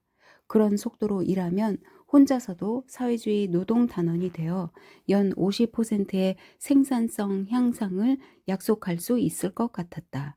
기업이 소유한 별장도 이용할 수 있겠고 여름 휴가를 그리스에서 보내며 속바지를 입고 올림피아 경기장을 돌거나 스타기라에 가서 아리스토텔레스에게 고개 숙여 경의를 표할 수도 있겠지. 그렇게 나는 우유를 병째에 들이마시며 일했다. 부분이 사람들처럼 무심하고 비인간적인 모습으로. 저녁엔 일을 모두 마치고 쓰레기도 말끔히 치워 나도 쓸모없는 인간이 아니라는 걸 증명해 보였다. 하지만 그날 저녁 소장은 사무실 뒤쪽에서 샤워를 하며 내게 경고해 왔다. 나와는 더 이상 이야기하지 않겠다는 그의 단언이 물줄기 소리 너머로 들려왔다. 자기는 사실대로 보고했고 상부에서 나에 대해 무슨 조처를 내릴 것이라고. 나는 소장의 말에 잠시 귀 기울이며 남아 있었다. 그의 몸을 뒤덮은 잿빛 털이 물기를 닦는 타월 밑에서 부스스 일어나는 소리가 들리는가 싶었는데 그 순간 추억 속에 갇혀 있던 만차가 떠올랐다. 만차는 지금 살고 있는 프라하 교회의 클라노비체로 벌써 여러 차례 나를 초대했었다. 나는 더러운 발에 양말을 잽싸게 꿰 신고 거리로 나섰다. 해질녘에 버스는 깊은 수심에 잠긴 나를 인적이 드문 어느 외진 동네에 내려놓았다. 잠시 뒤 내가 어느 별장의 철책 앞에 이르렀을 때는 해가 나무들 뒤로 떨어지고 있었다. 나는 횡댕그렁한 집 안으로 발을 들여놓았다. 복도엔 아무도 없었고 부엌과 방들도 마찬가지였다. 그래서 나는 용기를 내 정원으로 나가 보았는데 거기서 그날 아침 부분이의 압축기를 보았을 때보다 더 놀라운 광경과 맞닥뜨렸다. 해가 서서히 저무는 호박색 하늘과 늘씬한 전나무들을 배경으로 내 앞에 천사가 모습을 드러낸 것이다. 비노호 라디에 있는 시인 최흐의 동상만한 거대한 조각상이었다. 그 조각상에 사다리 하나가 기대 세워져 있고 사다리 위에서 연푸른색 작업복과 흰 바지, 흰 구두 차림의 노인이 망치로 아름다운 여인의 두상을 돌에 새겨놓고 있었다. 아니 여자도 남자도 아닌 천사의 얼굴이라고 하는 편이 옳았다. 성과 혼인의 흔적이 없는 하늘에서 내려온 남녀 양성의 존재라고나 할까. 노 신사는 틈나는 대로 밑을 내려다보았는데 그곳에는 나의 만차가 손에 든 장미꽃 향기를 맡으며 팔걸이 의자에 당당히 앉아 있었다. 노인은 그녀를 뚫어져라 바라보며 끌과 망치를 사용해 노련한 솜씨로 그녀의 모습을 돌에 가뿐히 옮겨 놓았다. 만차는 이미 잿빛이 된 머리를 짧게 자른 모습이었다. 어린 소년이나 운동선수 아니면 신의 은총을 입은 육상선수의 머리 모양이랄까. 한쪽 눈이 다른 쪽 눈보다 아래로 내려가 우아한 인상을 주었다. 사시처럼 보이기도 했지만 시각적인 결함이 있는 건 아니라는 걸 알 수 있었다. 무한의 문턱 너머에 자리한 정삼각형의 한복판, 존재의 신부에 영원히 고정된 채 길을 잃고 방황하는 눈이었다. 그녀의 사팔루는 어느 카톨릭 실존주의자의 표현을 빌리자면 금강석에 난 영원한 흠을 암시했다. 나는 망연자실하여 그곳에 남아 있었다. 무엇보다 경악을 금할 수 없었던 건 두 개의 크고 흰 장롱처럼 보이는 천사의 두 날개였다. 그것들이 보일락말락 파닥이는 것 같았다. 비상에 앞서 아니면 하늘로부터 귀환한 뒤 잠깐 동안 만차가 부드럽게 날개짓을 하는 것 같았다. 이제 나는 두 눈으로 확인하고 있었다. 책이라면 즐겁하며 단 한 권도 읽지 않았던 만차가 말년에 성스러움의 경지까지 올랐음을, 어둠이 땅거미를 집어 삼켰지만 늙은 예술가는 하늘에 매달린 듯한 자세로 흰 바지와 구두가 환히 비추는 사다리 위에 여전히 머물러 있었다. 만차가 내게 따뜻한 손을 내밀었다. 그리고 내게 몸을 기대오며 사정을 털어놓았다. 저 노신사는 그녀의 마지막 연인이고 그녀가 만난 남자들의 사슬에서 마지막 고리에 해당한다고. 하지만 이제는 정신적인 사랑밖에 줄 수 없게 된 그가 보생의 의미로 그녀가 살아있는 동안 즐길 수 있도록 정원에 거대한 조각품을 만들게 되었다고. 그녀가 죽으면 저 천사가 관의 누름돌처럼 그녀의 무덤을 장식하게 될 거라고. 노 예술가가 사다리 위에 올라서서 천사의 얼굴에 정확한 표정을 부여하기 위해 고군분투하는 동안 달빛이 끄를진 그의 손놀림을 밝혀주었다. 그 사이 만차는 나를 자신의 저택으로 데려가 지하실에서 다락까지 안내해 주었다. 그녀가 나지막한 목소리로 이야기했다. 천사가 그녀 앞에 나타났었고 그 천사의 조언대로 그녀는 한 토목공을 유혹했노라고. 그리고 가진 돈을 털어 전원에 땅을 샀는데 토목공이 그녀와 함께 텐트에서 밤을 보내며 낮에는 이 땅에 집을 지을 기초 공사를 했다고. 하지만 그녀는 이 토목공을 차버리고 석수와 살았고 이 석수 역시 텐트 아래서 그녀와 사랑을 나누며 사방벽을 쌓았다고. 뒤이어 그녀는 목수와 살았는데 그는 이미 그녀의 방과 침대를 함께 썼다고. 그 다음은 배관공이자 아연공인 남자의 차례였는데 해당 작업이 마무리되자마자 이 남자 역시 차버렸고 그 다음으로 함께 살게 된 기와공이 시멘트 기와 지붕을 올려주었다고. 그 다음엔 화가가 그녀와 함께 하며 천장과 벽에 칠을 하고 집 정면에 초벽을 발라주었고 마지막엔 소목쟁이가 그녀에게 가구를 만들어 주었다고. 그렇게 만차는 사랑과 온전한 의지로 자신의 집을 가졌고 노 예술가까지 덤으로 얻게 된 것이었다. 정신적인 열정으로 그녀를 사랑하는 남자, 신의 작업을 이어가며 그녀를 천사의 모습에 담아 조각하는 남자였다. 우리는 이렇게 만차의 삶을 한 바퀴 돌아본 뒤 정원으로 되돌아왔다. 구두와 흰 바지가 사다리를 타고 미끄러져 내려왔다. 연푸른색 작업복이 달빛에 녹아들고 흰 구두가 바닥에 닿는가 싶더니 백발의 노인이 다가와 내게 손을 내밀었다. 노인은 만차가 나에 대해 모두 이야기해 주었다고 했다. 만차는 그에게 왕성한 창작력을 가져다 준 그의 뮤즈라고. 이제 그는 지고한 신의 손발이 되어 거대한 천사의 온화한 모습을 돌에 새길 수 있게 되었다고. 나는 클라노 비체에서 마지막 기차를 타고 집으로 돌아왔다. 도치 상태가 되어 2톤의 책이 쌓인 닷집을 머리에 이고 옷을 입은 채로 침대에 몸을 뉘었다. 만차는 자신도 모르는 사이에 상상도 하지 않았던 무언가가 되어 있었다. 평생 내가 만난 사람들 중에서 가장 멀리까지 간 사람이 만차였다. 책들에 둘러싸인 나는 쉴 새 없이 책에서 표징을 구했으나 하늘로부터 단 한 줄의 메시지도 받지 못한 채 오히려 책들이 단합해 내게 맞섰는데 말이다. 반면 책을 혐오한 만차는 영원토록 그녀에게 예정된 운명대로 글쓰기에 영감을 불어넣는 여인이 되어 있었고 심지어 돌로 된 날개를 퍼덕이며 비상했다. 깊은 밤 환히 불밝혀진 왕성의 두 창문처럼 부드러운 빛을 발하는 날개였다. 리본과 장식줄 황금산 상등성이에 자리한 레너 호텔 앞에서 그녀가 신고 있던 스키를 장식한 똥, 그 모든 사연이 담긴 우리의 러브 스토리를 그 날개는 멀리 멀리 사라지게 만들었다. 7장 35년 동안 나는 내 압축기로 폐지를 압축해왔고 언제까지나 그렇게 일할 거라 생각했다. 은퇴를 해도 내 압축기는 나와 함께할 거라고 믿고 있었다. 그러나 부분 이의 그 거대한 기계를 보고 온 뒤로 사흘 만에 내 모든 꿈과 정반대되는 일이 현실이 되는 것을 목격했다.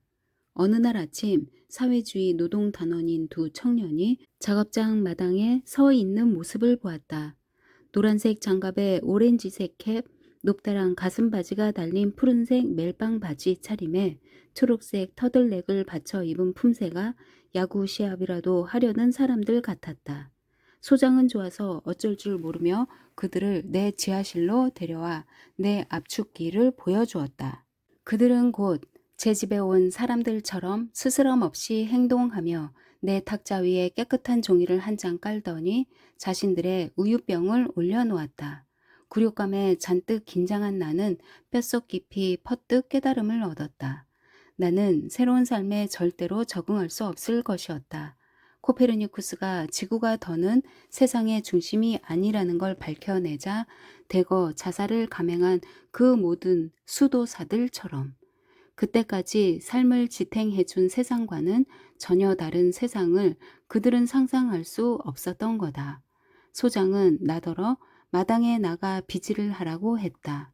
일손이 필요한 곳에 가서 거들든지 그것도 내키지 않으면 아무 일 안 해도 좋다고.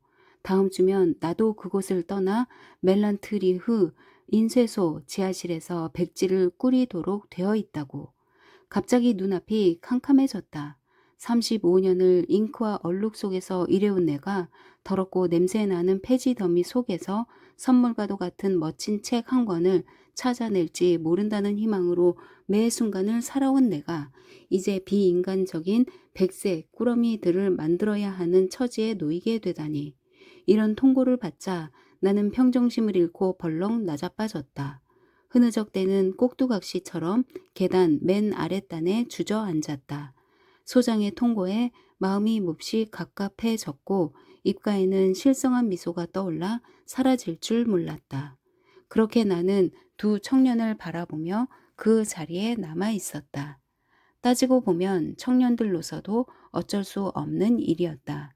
두 사람은 스팔레나 거리로 가서 폐지를 압축하라는 말을 듣고 그대로 따랐을 뿐, 이 일은 그들의 의무이자 나날의 양식이기도 했다. 하지만 그들이 갈 키로 내 압축통을 채우고 녹색과 붉은색 버튼을 누르는 걸 보면서 나는 강렬한 열망에 사로잡혔다. 내 기계가 파업을 벌였으면, 병이 나서 톱니바퀴가 멎고 벨트가 끊어졌으면. 하지만 녀석은 심술궂게도 나를 배신했다. 나와 함께 일할 때와는 영 딴판이었다. 젊음을 새롭게 되찾은 녀석은 힘차게 돌아가며 으르렁댔고 속도가 최고조에 달해 딩 소리가 나도 멈출 줄 몰랐다. 그렇게 녀석은 나를 비웃었고 사회주의 노동단원들의 작업으로 마침내 본연의 모습을 되찾아 그 역량을 활짝 꽃피웠다.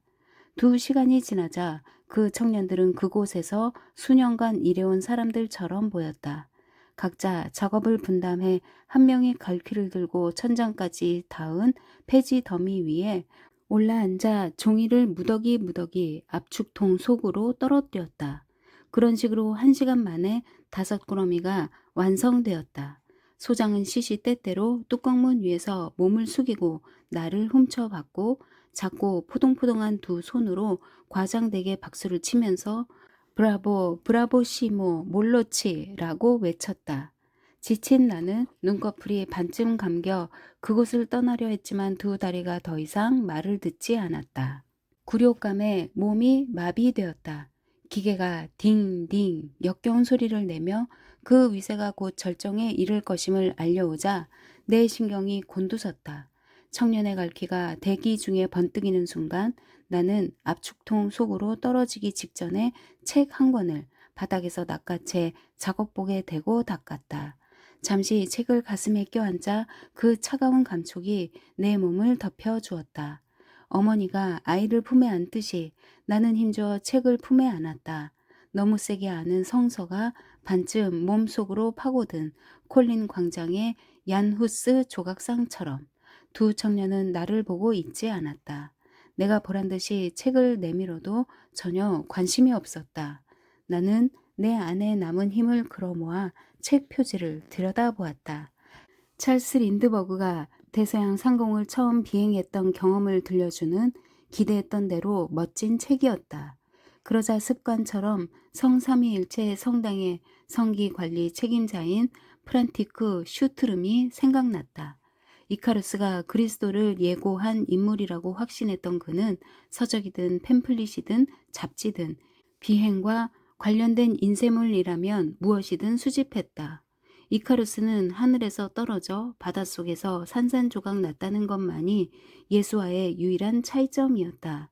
반면 추력 180톤의 아틀라스 로켓은 예수를 지구의 궤도 위에 올려놓았고 오늘날에도 예수가 이곳에 군림한다는 게 그의 생각이었다. 나는 오늘 마지막으로 그의 미생물 실험실을 찾아가 린드버그와 대서양에 관한 책 한 권을 선사하기로 마음먹었다. 그러고 나면 내 사소한 기쁨들과도 작별이겠지. 나는 비틀대며 마당으로 나왔다. 희색이 만연한 소장이 행상인 처녀 헤드비츠카의 체중을 재고 있었다. 그렇게 그는 자신이 좋아하는 분야에서 실력을 발휘하는 중이었다. 내가 책을 좋아하듯이 소장은 여자라면 사족을 못 썼다. 그는 언제나 같은 방식으로 여자들의 체중을 쟀다. 우선 그들이 가져온 폐지와 함께 여자의 무게를 재고 연달아 여자만의 몸무게를 재어 작은 수첩에 기록했다. 그런 다음 주인은 거들떠 보지도 않고 여자들과 시시덕거렸고 마지막으로 여자를 저울에 올라가게 했는데 마치 사진이라도 찍으려는 것 같았다. 그때마다 그는 베르켈 저울의 구조를 상세히 설명해주면서 여자들이 그 황송한 설명에 귀 기울이는 고역을 치르게 했다. 그는 바늘의 작동을 설명하면서 슬그머니 여자, 오늘은 헤드비츠카의 등 뒤로 가서는 양손으로 허리를 감은 뒤 얼굴을 여자의 머리털 속에 묻고 개걸스럽게 향내를 들이마셨다. 잇따라 기쁨과 탄성과 찬사가 이어졌다. 헤드비츠카는 지난번 체중을 잰 이후로 살이 전혀 찌지 않은 것이다. 그는 양손으로 다시 헤드비츠카의 허리를 잡아주며 저울에서 내려오도록 도와주었다. 그러고는 훅 하고 가느다란 소리를 내 지르면서 그녀의 젖가슴에 코를 박았다. 이제 자신의 체중을 잴 차례가 오자 그는 풋풋하고 어린 암사슴을 본 숫사슴처럼 쿠르르 힝힝 울어댔다. 이번에는 헤르드 비츠카가 막다른 통로 쪽으로 난 문의 문설주에 그의 체중을 적었다. 나는 마당을 가로질러 햇빛 있는 데로 나왔지만 그날은 만사가 시큰둥했다. 어둠침침한 성당 안에서 프란티크 슈트름은 완전히 넋이 나간 사람처럼 플란넬 천으로 마치 기관차를 닦듯 측면 제대에 윤을 내고 있었다. 그에게도 운명은 호락호락하지 않았다. 젊은 시절 그는 신문에 취미를 붙여 서해면의 암흑에의 다리가 부러졌다는 따위의 짤막한 기사를 올리곤 했다. 그렇긴 해도 그의 전문 분야는 역시 월요 소식이어서 이런저런 싸움과 소동이 난투극으로 이어져 결국 불량배들이 병원으로 실려가거나 죄수 호송차에 실렸다는 등의 내용을 작성하곤 했다. 그는 체코 소식과 저녁 뉴스에 기사를 썼는데 이런 난폭한 뉴스거리를 계속 이야기하는 것 외에는 달리 바라는 것이 없었다.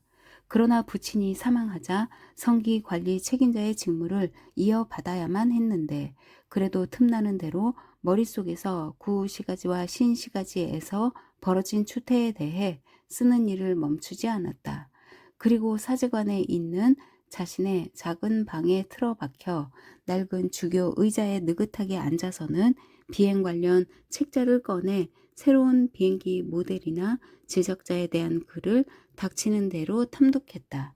그런 책들이 무려 200권이 넘었다. 하지만 지하에서 건져낸 책을 내가 내미는 순간 그의 얼굴에 떠오른 미소로 짐작하건대 작은 생명체와도 흡사한 그의 서가에는 아직 없는 책이라는 걸 알 수 있었다. 그는 감격의 눈물을 글썽이며 눈길로 나를 포옹했다. 그러나 내 지하실에서 보낸 아름다운 시절도 그가 누린 사소한 즐거움도 이제는 끝이었다. 더는 프란티크 슈트름에게 기쁨을 선사할 수 없을 것이었다. 우리는 제대 위에 꽃줄로 매단 커다란 두 천사의 날개 아래 피신해 있었다. 그 순간 문 하나가 소리 없이 열리더니 주임 신부가 다가와 프란티크에게 미사 집전이 있으니 가서 제의를 입으라고 무뚝뚝하게 말했다. 나는 환한 아침 햇살 아래로 다시 나와 타데우스 성인의 기도대 앞에서 발길을 멈추었다. 내가 종종 하늘의 도움을 청할 때 기도를 올리던 성인이었다. 도살장과 푸죽간의 역겨운 종이들을 내 작업장 마당에 부려놓고 가는 그 혐오스러운 트럭들을 강 속에 처박아 달라고. 내게 아직 웃을 힘이 남아있던 시절의 어느 날 나는 모자에 별을 총총히 붙인 채로 그곳에 무릎을 꿇고 있었는데 그때 영락한 부르주아들이 외치는 소리가 들렸다. 꼴 좋네, 꼴 좋아. 이제 프롤레타리아들이 십자가 밑을 서성대는군. 그런데 오늘은 내가 모자를 눈 위까지 눌러쓴 채 거기 남아있었다. 그 순간 타데우스 성인에게 기적을 베풀어 주십사고 무릎을 꿇고 기도를 올려 마지막으로 운을 시험해보자는 생각이 문득 떠올랐다. 기적이 일어나지 않는 한 내 압축기와 내 지하실과 내 책들에게로 내가 살아내려면 반드시 있어야 하는 그것들에게로 돌아갈 수 없을 것 같았다. 그러자 벌써 무릎이 접히는 것 같았다. 난데없이 철학 교수가 곁에 와 섰다. 그가 낀 안경알이 두 개의 유리 재떨이처럼 햇빛에 반짝였다. 그는 늘 들고 다니는 가방을 손에 든 채 얼빠진 사람처럼 내 앞에 남아 있었다. 젊은이는 잘 있나요? 내가 모자를 쓰고 있을 때면 그가 어김없이 하는 질문이었다. 나는 잠시 생각해 본 뒤 젊은이는 없다고 대답했다. 이런, 그래도 아픈 건 아니겠죠? 그가 놀란 표정으로 받았다. 네, 아픈 건 아니죠. 내가 모자를 벗으며 말했다. 아픈 건 아닙니다. 그래도 솔직히 말씀드려야겠군요. 이젠 끝장입니다. 루테의 기사도, 엥겔 밀러의 비평도 말이죠. 교수는 깜짝 놀라 털썩 무릎을 꿇었다. 그리고 손으로 나를 가리키며 소리쳤다. 당신이 그 영감이고 그 젊은이군. 나는 모자를 다시 눈 위까지 당겨 쓴 뒤 가시돋친 목소리로 말했다. 그래요. 국내 정치 진안호도 국가 소식도 끝장입니다. 그 사람들이 나를 지하실에서 내쫓았어요. 아시겠어요? 나는 이웃집까지 지난 35년간 뼈 빠지게 일해온 작업장 입구까지 걸어갔다. 곁에서 교수가 공중공중 걸어오며 내 옷소매를 잡아당겨 손 안에 10코르나짜리 지폐를 밀어넣더니 다시 5코르나짜리 지폐를 쥐어주었다. 그 지폐를 내려다보며 나는 서글프게 물었다. 더 잘 찾아보라고요? 그는 내 어깨를 잡았다. 그리고 두꺼운 안경알 너머로 말처럼 휘둥그레진 눈을 뜨고 안경을 만지작거리면서 말을 더듬었다. 그렇소, 더 잘 찾아보라고. 찾으라니 내가 받았다. 대체 무얼 말이죠? 그러자 그는 알아듣기 힘든 소리로 중얼거렸다. 또 다른 기회를 다른 데서. 그는 몸을 숙여 인상 뒤 뒷걸음치며 돌아서서 불행의 본거지를 막 벗어난 사람처럼 사라져갔다. 작업장 앞마당으로 들어서자 내 압축기가 취한 결혼식 하객을 씻고 눈 위를 달리는 썰매처럼 명랑한 방울소리를 울려대고 있었다. 나는 계속 나아갈 수 없었다. 더 걸어갈 수도 내 압축기를 다시 볼 수도 없었다. 나는 획 돌아서서 보도로 다시 나왔다. 햇볕에 눈이 부셔 어디로 가야 할지 모르는 채 그곳에 남아 있었다. 내가 신봉했던 책들의 어느 한 구절도 내 존재를 온통 뒤흔들어 놓은 이 폭풍우와 재난 속으로 나를 구하러 오지 않았다. 나는 타데우스 성인의 기도대 앞에 털썩 주저앉아 양손으로 머리를 감싼 채 잠에 빠져들었다. 그저 잠이 들었던 것일까, 아니면 내 존재를 오롯이 덮친 모욕으로 말미암아 실성해 버린 걸까. 손바닥으로 눈을 비빈 순간 벼랑간 내 압축기가 보였다. 세상에서 가장 거대한 압축기가 되어버린 녀석이 아가리를 벌려 도시 전체를 위협하고 있었다. 내가 녹색 버튼을 누르자 녀석이 움직이기 시작했다. 수력 발전소의 댐만큼이나 높다란 그 벽면 앞에서 첫 번째 건물들이 무너져 내리고 길 위의 것들이 몽땅 쓸려갔다. 예전에 내 압축기 속으로 쓸려 들어갔던 생쥐들처럼. 도심에서는 삶이 평소와 다름없이 이어졌지만 외곽에서는 내 압축기의 거대한 아가리가 이미 파괴 행위에 나서 앞을 막아서는 거라면 뭐든 집어 던지고 부수고 박살을 냈다. 경기장과 성당과 공공 건물이 보인다. 도로와 골목이 모조리 뒤틀리고 파괴된다. 이 묵시록의 압축기로부터는 아무것도, 쥐새끼 한 마리도 달아날 수 없다. 성이 허물어지고 국립박물관의 둥근 지붕이 내려앉으며 강물이 범람한다. 무시무시한 힘을 지닌 이 압축기에 무엇 하나 저항하지 못하고 내 지하실에 쌓여있는 폐지처럼 얌전히 굴복한다. 속도가 점점 빨라지면서 이 거대한 기계는 눈앞에서 파괴된 것들을 모조리 압축한다. 이제 성삼위일체 성당 차례다. 성당이 내 머리 위로 무너져 내리는 광경이 보인다. 나를 집어삼키는 게 보인다. 더 이상 보이지 않는다. 벽돌과 들보와 기도대에 눌려 납작해진 내 귀에는 자동차 운전자들의 비명소리와 전차가 덜컹대는 소리밖에 들리지 않는다. 기계의 무시무시한 벽면들이 다가선다. 가까이, 점점 더 가까이. 잔해더미 한복판에 아직 충분한 공간이 있어 그 안에 대기가 사람들의 신음소리와 뒤섞여 솟구치며 윙윙 소리를 낸다. 이윽고 어느 광야 한복판에 엄청난 크기의 네모난 꾸러미가 놓여있는 모습이 보인다. 한 변이 적어도 500m는 되는 저 정육면체에 프라하 전체가 나와 함께 압축되어 있다. 평생에 걸쳐 내 안으로 스며들었던 텍스트들과 내 모든 사고도 함께.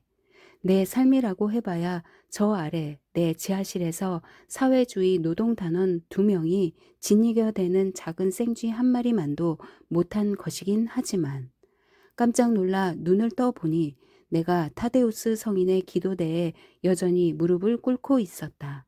나는 잠시 동안 멍하니 기도대 등받이에 균열을 응시하며 머물러 있었다. 그런 다음 자리에서 일어나 전차가 남기고 간 가늘고 긴 붉은 자국과 자동차들을, 그리고 늘 그렇듯 발길을 재촉하는 행인들의 물결을 눈으로 좇았다. 스팔레나 거리를 걷는 사람들은 좀처럼 발길을 멈추지 않았다. 그들은 국민로에서 카렐 광장으로, 카렐 광장에서 국민로로 하나같이 바쁜 걸음으로 걸어갔고 좁다란 보도에 이르러서는 나를 밀쳐대며 지나갔다. 나는 사람들과 부딪히지 않으려고 사제관 담벼락에 등을 붙이고 허공을 물끄러미 바라보며 서 있었다. 그 순간 정장을 차려입고 나오는 프란티크 슈트룸이 눈에 들어왔다. 넥타이까지 맨 그는 근엄하게 계단을 내려와 평소처럼 우리가 일하는 작업장 안마당 쪽으로 걸어갔다. 그러나 나를 알아보고는 고개 숙여 인사한 뒤 늘 그렇듯 내게 조심스레 말을 건넸다. 한태 씨 아니십니까? 예전에 내 지하실이나 안마당에서 하던 대로 나도 그에게 대답했다. 말씀하신 대로입니다. 그러자 프란티크 슈트룸은 내게 봉투 하나를 내민 뒤 또 한 번 허리를 굽혀 예를 표했다. 그러고 나면 그는 사제관에 있는 자신의 작은 방으로 돌아가 옷을 갈아입을 것이었다. 자신의 서가를 장식할 귀중한 책을 내게 증정받는 날이면 늘 그렇듯이 그날 그가 연미복 차림으로 옷깃을 빳빳이 세우고 배춧잎색 넥타이까지 맨 건 순전히 내게 편지 한 통을 건네기 위해서였으니까. 나는 봉투를 열어 그 안에 적힌 글귀를 읽었다. 상단에 문양이 있는 흰 종이에 글자들이 인쇄되어 있었다. 프란티크 슈트름 미생물 연구소. 존경하는 선생님께서 저희 미생물 연구소에 찰스 린드버그의 책 대서양 횡단 비행을 증정하시어 서가에 보탬이 되었음에 감사의 말씀 아래입니다. 저희 미생물 연구소에 대한 선생의 관심과 배려가 오래오래 지속되기를 기대하며 프란티크 슈트름. 편지지 한 구석에 찍힌 동그란 소인에도 똑같은 글자들이 또리를 틀고 있었다. 프란티크 슈트름 미생물 연구소. 나는 생각에 잠겨 카렐 광장으로 돌아오면서 편지를, 마지막이 되고만 이 감사의 전원을 찢어 발겼다. 내 지하실에 내 기계가 이 모든 사소한 일들과 작은 기쁨을 끝장내고 말았기 때문이다. 내 놀라운 기계가 나를 배신한 것이다. 나는 꼼짝 않고 선 채로 성당 박공에서 눈부신 빛을 발하는 이그나티우스 로열라 조각상을 바라보았다. 그의 몸 전체가 후광에 쌓여 있었다. 나팔처럼 요란한 소리를 질러대는 황금빛 원에 둘러싸여 빛을 발했다. 하지만 내가 본 건 이 후광이 아니라 커다란 금빛 욕조였다. 이제 막 칼로 자신의 손목, 동맥을 자른 세네카가 거기에 누워 있었다. 그렇게 그는 자신의 사고가 정확했음을 스스로에게 증명해 보였고, 내가 좋아하는 책 마음의 평정에 관하여를 쓴 것이 헛일이 아니었음을 입증하고 있었다. 8장. 카페 검은 양조장 카운터에 기대 앉아 나는 맥주 한 잔을 마신다. 이봐, 오늘부터 넌 혼자야. 홀로 세상에 맞서야 해. 마음이 안 내키더라도 사람들을 보러 나가 즐기고 연기를 해야 할 거야. 이 땅에 발 붙이고 있는 동안은 말이야. 오늘부터는 수심에 찬 원들만 소용돌이 치는군. 전진이 곧 후퇴인 셈이지. 그래, 프로그레수스 아드 오리기넴과 레그레수스 아드 푸트룸은 같은 말이야. 너의 뇌는 압축기에 이겨진 한 꾸러미의 사고에 불과하지. 햇살을 받고 앉아 맥주를 마시며 카렐 광장을 쉴 새 없이 오가는 사람들의 무리를 지켜보았다. 젊은 사람들, 젊은이와 학생뿐이다. 그들의 이마에는 모두 별이 하나씩 새겨져 있다. 삶이 시작되는 순간 저마다의 내면에 싹트는 천재성의 표징이다. 그들의 시선은 힘을 바란다. 소장이 나를 바보 천치라 부르기 전에는 내게서도 샘솟던 힘이다. 나는 난간에 몸을 기댄 채 바라본다. 전차들이 돌며 한 방향에서 내려와 다른 방향으로 되올라간다. 그것들의 붉은 띠들을 보니 내 마음도 유쾌해진다. 내게는 이제 시간이 있다. 프란체스코 회 수사들이 운영하는 병원을 한번 보러 갈 수도 있겠지. 그 병원의 2층 층계는 1621년 구 시가지 광장에서 체코 귀족들이 처형당했을 당시 사용한 단두대를 분해해 나온 목재로 만들었다는 말을 들은 적이 있다. 형이 집행된 뒤 프란체스코 회 수사들이 그 골조와 판지를 사들였다고. 아니, 그보다 스미호프로 가서 킨스키 공원의 정자를 보게 될지도 모르겠다. 바닥의 버튼을 발로 누르면 벽이 사라지고 밀랍 기마병 하나가 들어오는 곳이다. 상트 페테르부르크에 있는 마법의 방이 그렇다. 보름달이 뜬 어느 밤에 그 방에서 육손이 괴물이 시동 잔치를 잘못 누르는 바람에 좌정한 밀랍 차르가 위협적인 모양새로 나타났다지. 유리 티냐노프의 밀랍 형상에 생생하게 묘사되어 있는 내용이다. 아니다. 난 분명 아무데도 가지 않을 것이다. 그저 눈만 감아도 모든 게 현실에서 보다 더 선명하게 떠오르니까. 차라리 거리의 행인들을 바라보겠다. 한려나 무더기를 생각나게 하는 그 얼굴들을. 젊은 시절 나 역시 멋진 계획들을 가슴에 품고 있었다. 당시 유행하던 발이 훤히 드러나는 샌들을 사서 보라색 양말과 함께 신으면 훨씬 멋져 보일 거라고 믿던 시기였다. 어머니가 그런 양말 한 켤레를 털실로 떠주었다. 그 양말과 신발을 제대로 갖춰 신고 처음 집을 나선 것은 아래 주점 앞에서 한 소녀를 만나기로 했기 때문이었다. 그날은 화요일이었다. 그런데도 나는 혹시 우리 축구팀 명단이 클럽 게시판에 올라와 있지는 않을까 문득 궁금해졌다. 먼저 조심스럽게 열쇠 구멍을 살핀 뒤 가까이 다가갔다. 그러나 눈에 들어온 건 지난주의 명단뿐이었다. 나는 거기 적힌 이름들을 멈추지 않고 읽고 또 읽었다. 내 오른쪽 샌들과 보라색 양말이 무언가 더럽고 끈적이는 물질 속에 처박히는 느낌이 들어서였다. 그렇게 읽다 보니 맨 마지막 대기자 명단에 들어있는 내 이름이 눈에 띄었다. 마침내 나는 용기를 내어 바닥을 내려다보았다. 질펀한 개똥 속에 발이 빠져 샌들이 자취를 감추고 샌들끈도 몽땅 삼켜져 보이지 않았다. 나는 청소년팀 11명과 대기자로 내 이름이 오른 명단을 처음부터 끝까지 읽고 또 읽었다. 그래도 눈을 내리뜨면 끔찍한 개똥이 아직 그 자리에 있었다. 바로 그 순간 여자친구가 약속 장소에 나타났다. 나는 황급히 샌들과 보라색 양말을 벗어 그 자리에 두었다. 그 애한테 주려고 가져온 꽃다발도 함께. 그리고 들판으로 달아나 어쩌면 운명의 암시일지도 모르는 이 치명적인 경고를 곰곰 생각해 보았다.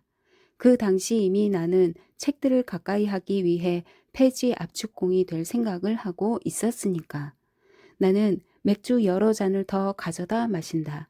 카페 열린 문가 난간에 기대 앉아 있으려니 햇빛에 눈이 깜박인다. 클라로프 성당까지 걸어가면 가브리엘 대천사의 아름다운 대리석상을 볼 수 있고 근사한 고해실도 있다. 이탈리아에서 천사를 운반해올 때 사용한 상자의 목재로 주임 신부가 만들게 한 고해실. 하지만 나는 한 발짝도 떼지 않고 조용히 눈을 감는다. 그렇다. 난 아무 데도 가지 않을 것이다. 계속 술을 마신다. 참담했던 그 보라색 양말 사건이 있고 20년이 지난 뒤 스테틴의 변두리 동네와 벼룩시장이 열린 골목길을 성큼성큼 걷고 있는 내 모습이 다시 보인다. 맨 끝자리에 앉은 초라한 행상인의 좌판에 오른쪽 샌들과 보라색 양말 한 짝이 놓여 있다. 틀림없는 내 샌들, 내 양말이었다. 발치수도 40일, 내 치수였다. 나는 깜짝 놀라서 불가사의한 출현을 목격한 사람처럼 넋을 잃고 그 광경을 바라보았다.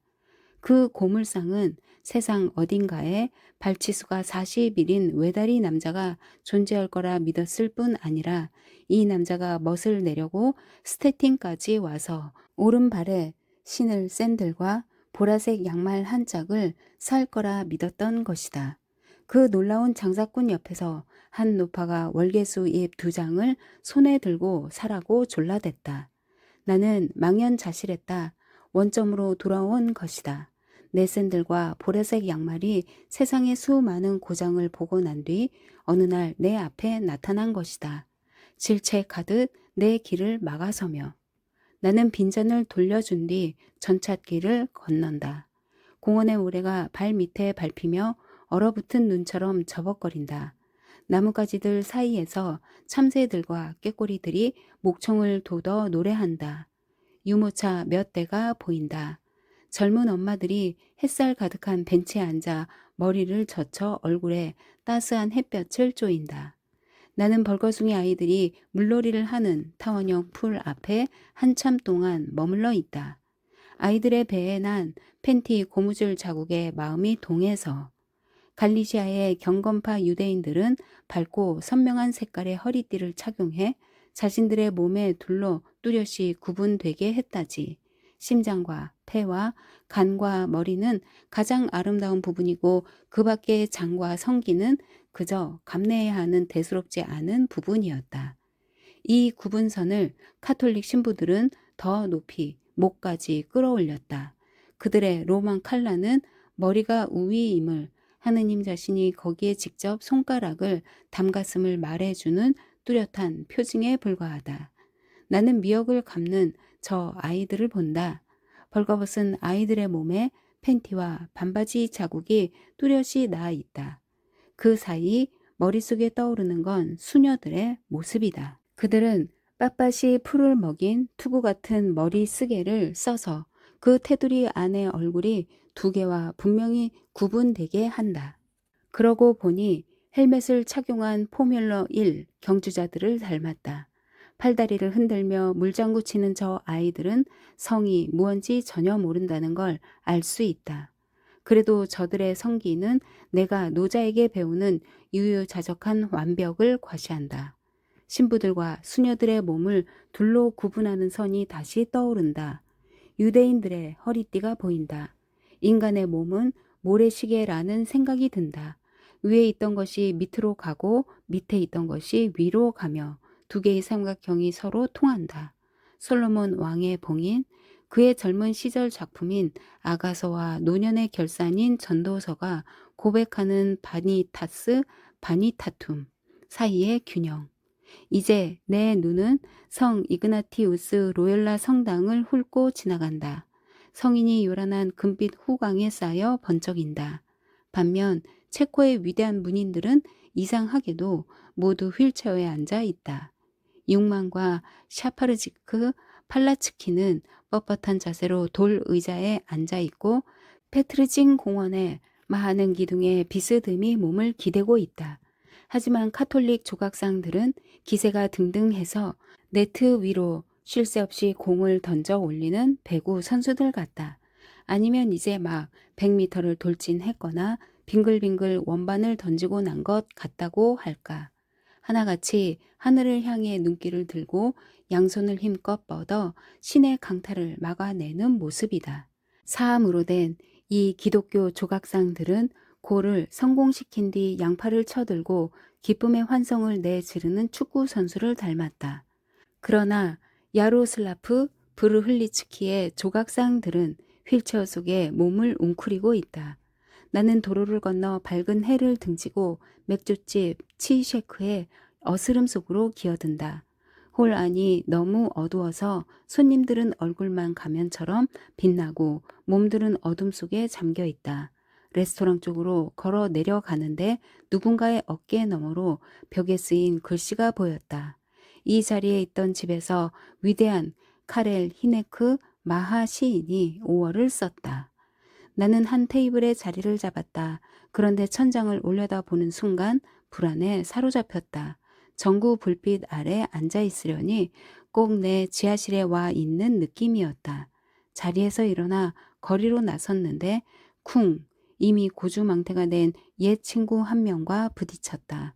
그는 다짜고짜 가슴에 달린 호주머니를 한참 뒤져 무언가를 찾는가 싶더니 내게 증명서 하나를 내밀었다.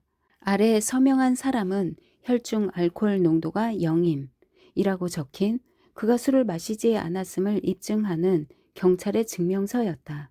내가 종이를 잘 접어 그에게 돌려주자 그간 이름조차 잊고 있었던 그 친구가 설명을 자세히 늘어놓았다. 자신은 새로운 삶을 시작하고 싶어 이틀 내리 우유를 마셨다고. 그러자 몸이 주체할 수 없이 비틀댔는데 그 바람에 그날 아침 상사가 그를 귀가 조처하면서 휴가에서 이틀을 감했다고. 결국 그는 파출소에 가서 억울한 사정을 호소했고 경찰은 그의 혈액에서 알코올이 전혀 검출되지 않자 상사에게 전화를 걸어 노동자의 사기를 꺾어 놓은 잘못을 질타했다고. 그래서 그는 자신의 금주를 증명하고 흑백을 가려준 공문서를 찬미하며 기쁨에 들떠 오전 내내 술을 마셨다고. 그는 내게 함께 건배하러 가자고 청했다. 그랜드 슬랄롬을 끝까지 해낼 수 있을지도 모르겠다면서. 하지만 나는 딱 한 번 그 관문을 죄다 통과한 적이 있긴 해도 보통은 실패하고 말았던 터라 그런 건 잊은 지 오래였다. 단 하나의 문도 기억하지 못하는 나를 위해 그 친구는 입에 침이 마르도록 코스를 낱낱이 설명해 주었다. 첫 관문은 블라호브카, 맥주홀, 그 다음은 작은 뿔, 그리고 신라원에서 한 장 걸치면 다음 관문은 밀러, 그리고 방패, 야롤리메크까지 버티려면 관문마다 고작 반 리터들이 맥주 한 컵씩만 마셔야 한다. 그러다 라디아에서 또 한 잔, 카렐사스에 살짝 들렀다 나오면 코앞에 셀프 서비스 술집인 세 개가 보인다. 그 다음엔 느긋하게 하우스만의 문을 두드리고 그곳을 나와 전찻길 건너편에 선왕 바칠 앞으로 간다. 그러고 나면 푸딜이나 크로프타가 남지만 도우다나 수성으로 못 갈 것도 없다. 종착지는 팔모프카일 수도 있고 셀프 주점인 숄러가 될 수도 있다. 그래도 시간이 남으면 호르키나 로키차니 타운으로 가서 성공을 자축할 수도 있겠지. 신바람이 난 친구는 그 모든 여정에 마침표를 찍으며 나를 붙잡고 늘어졌지만 나는 그 친구를 치셰크에 남겨둔 채 물러나 카렐 광장의 공원 안으로 들어갔다. 여기저기 무더기로 피어있는 한련아들이 사람들의 얼굴을 연상시켰다. 일광욕을 하러 나온 사람들이 벤치를 바꿔 앉으며 석양을 좇고 있었다. 카페 검은 양조장으로 되돌아온 나는 럼주를 시킨 다음 맥주를 주문했고 다시 럼주를 시켰다. 우리는 만신창이가 된 다음에야 최상의 자신을 찾을 수 있다. 어두운 하늘에서 나뭇가지 사이로 보이는 시청의 괴종시계가 네온빛을 발했다. 어린 시절 나는 나중에 백만장자가 되어 모든 도시에 야광 바늘과 숫자가 달린 시계를 선사하겠다는 꿈을 꾸었다. 고문당한 책들이 사력을 다해 꾸러미를 터뜨리려고 몸부림치니 흐물흐물한 남자의 얼굴이 된다. 불타봐 강의 바람이 카렐 광장까지 불어온다. 나는 이러고 있는 게 좋다. 저녁 시간에 레트나 대로를 걸어 다니는 게 좋다. 공원 냄새, 싱그러운 풀과 나뭇잎 냄새가 강물에 실려와 이제 도로 위에 떠돈다. 나는 부베니 체크로 들어가 자리를 잡고 맥주 한 잔을 시킨 뒤 멍하니 앉아 있다. 이 톤에 책이 잠든 내 머리를 위협하며 호시탐탐 나를 덮치려고 한다. 스스로 걸어놓은 다모클레스의 검이다. 나는 형편없는 성적표를 들고 집으로 돌아오는 아이다. 술잔 안의 거품이 도깨비 불처럼 표면 위로 떠오른다. 홀 한 구석에서 젊은이 셋이 기타를 치며 나지막이 노래를 흥얼댔다. 살아있는 모든 것은 반드시 적을 두기 마련이다. 영원한 구조가 지니는 멜랑꼴리, 모범인 동시에 목표인 아름다운 헬레니즘, 인문 고등학교, 대학의 인문학부. 그러나 이 순간에도 프라하의 시궁창과 하수도에서는 두 쥐 종족이 처절한 전쟁을 치르고 있다. 무릎 부위가 다른 내 오른쪽 바지가랑이, 내 집시 여자들이 입은 터키 옥색과 붉은색 치마, 꺾인 날개처럼 힘없는 내 두 손, 시골 푸죽한 갈고리에 걸린 짐승의 커다란 널쩍다리, 하수도에 구정물 흐르는 소리가 들린다. 문이 열리더니 한 거인이 들어왔고 강의 온갖 내음도 따라 들어왔다. 미처 누가 손을 쓸 새도 없이 거인은 의자 하나를 움켜쥐고는 두 동강을 냈고 놀란 손님들을 구석자리로 내몰았다. 노래를 부르던 새 청년이 겁에 질려 일어나 비를 맞고 선 한련아처럼 벽에 몸을 바싹 붙였다. 거인은 두 동강 난 의자를 곤봉처럼 휘두르면서 사람을 위협하고 죽이려 했다. 그러다 웬일인지 갑자기 박자를 맞추며 조용히 노래를 흥얼댔다. 회색 비둘기야 어디에 있었니? 그렇다. 거인은 차분한 음성으로 노래를 했다. 노래를 마치고는 의자를 도로 내려놓고 종업원에게 값을 치렀다. 그리고 문지방에서 되돌아보며 아직 충격에서 깨어나지 못한 손님들에게 말했다. 여러분, 난 백정의 조수요. 그러고는 꿈을 꾸는 듯한 불행한 표정으로 자리를 떴다. 어쩌면 그는 작년에 홀레쇼 빛의 도살장에서 나를 으슥한 구석으로 몰고 가 예리한 핀란드제 칼을 목에 들이댔던 남자인지도 몰랐다. 그때 남자는 호주머니에서 종이 한 장을 꺼내 르지차니의 아름다운 전원을 기리는 시를 읊었을 뿐이다. 그런 다음에는 내게 사과를 했지. 사람들에게 자신의 작품을 읽힐 다른 방도를 찾을 수 없었던 거다. 나는 맥주와 세 잔의 럼주 값을 치른 뒤 산들바람이 부는 거리로 다시 나섰다. 카렐 광장의 시청 괴종 시계가 반짝거리며 할 일 없이 시간을 가리키고 있다. 서두를 이유가 전혀 없는 나는 이곳저곳을 떠돈다. 라자르스카 거리를 거슬러 올라가 발길 닿는 대로 걷다가 골목길로 접어든다. 뒷문에 자물쇠를 열고 더듬더듬 스위치를 찾는다. 불을 켠다. 나는 내 지하실에 와 있다. 35년 동안 압축기로 내가 폐지를 압축해 온 곳이다. 새로 들어온 폐지가 산더미처럼 쌓여 천장의 뚜껑문 밖으로 비어져 나가 작업장 안 마당까지 넘쳐난다. 태어나는 건 나오는 것이고 죽는 건 들어가는 것이라고 노자가 말한 이유는 뭘까? 밤에 흔들리는 빛과 신학교 교육이 절실히 요구되는 이 작업. 이 두 가지를 떠올리면 어김없이 머릿속에 새로운 감탄이 차오른다. 생각하면 전율이 인다. 폐지를 한 알음씩 들어다 압축통을 채운 뒤 녹색 버튼을 힘껏 누른다. 머리 위에 펼쳐진 별이 총총한 하늘을 능가하는 무언가를 생쥐의 눈 깊은 곳에서 발견한다. 그 순간 내 어린 집시 여자가 선잠에 빠진 나를 찾아온다. 압축기가 악사의 손에 들린 아코디언처럼 몸을 비튼다. 나는 히에로니무스 보슈의 복제화 한 점을 내 상자에서 꺼내놓고 성화들의 둥지 속에 숨어있는 책들을 추려 마침내 한 페이지를 고른다. 프로이센 여왕 조피 샤를로테가 시녀에게 말하는 부분이다. 울지 말거라. 내 궁금증을 풀어주려고 이제 나는 라이프니츠조차 가르쳐 줄 수 없었던 그걸 보러 갈 테니까. 존재와 무의 극한까지 갈 것이다. 압축기가 땡그랑거리고 붉은색 신호의 압축판이 제자리로 돌아간다. 내 책이 손에서 떨어져 내린다. 내 벽에 기름칠을 해 녹기 직전에 얼음처럼 미끄러운 통을 가득 채운다. 부분 위의 거대한 기계는 내 압축기 열대에 맞먹는 일을 해치운다. 샤르트르와 까미가 그에 대해 멋진 글을 쓰고 있다. 반짝이는 책들의 장정이 내 마음을 사로잡는다. 푸른 작업복과 흰 무도화 차림의 노인이 사다리 발판을 딛고 서 있다. 난데없이 먼지 구름 속에 파닥이는 날갯짓 소리가 들리는가 싶더니 린드버그가 대서양을 가로질러 갔다. 나는 녹색 버튼의 작동을 중단하고 폐지가 가득한 압축통 속에 나를 위한 작은 은신처를 마련한다.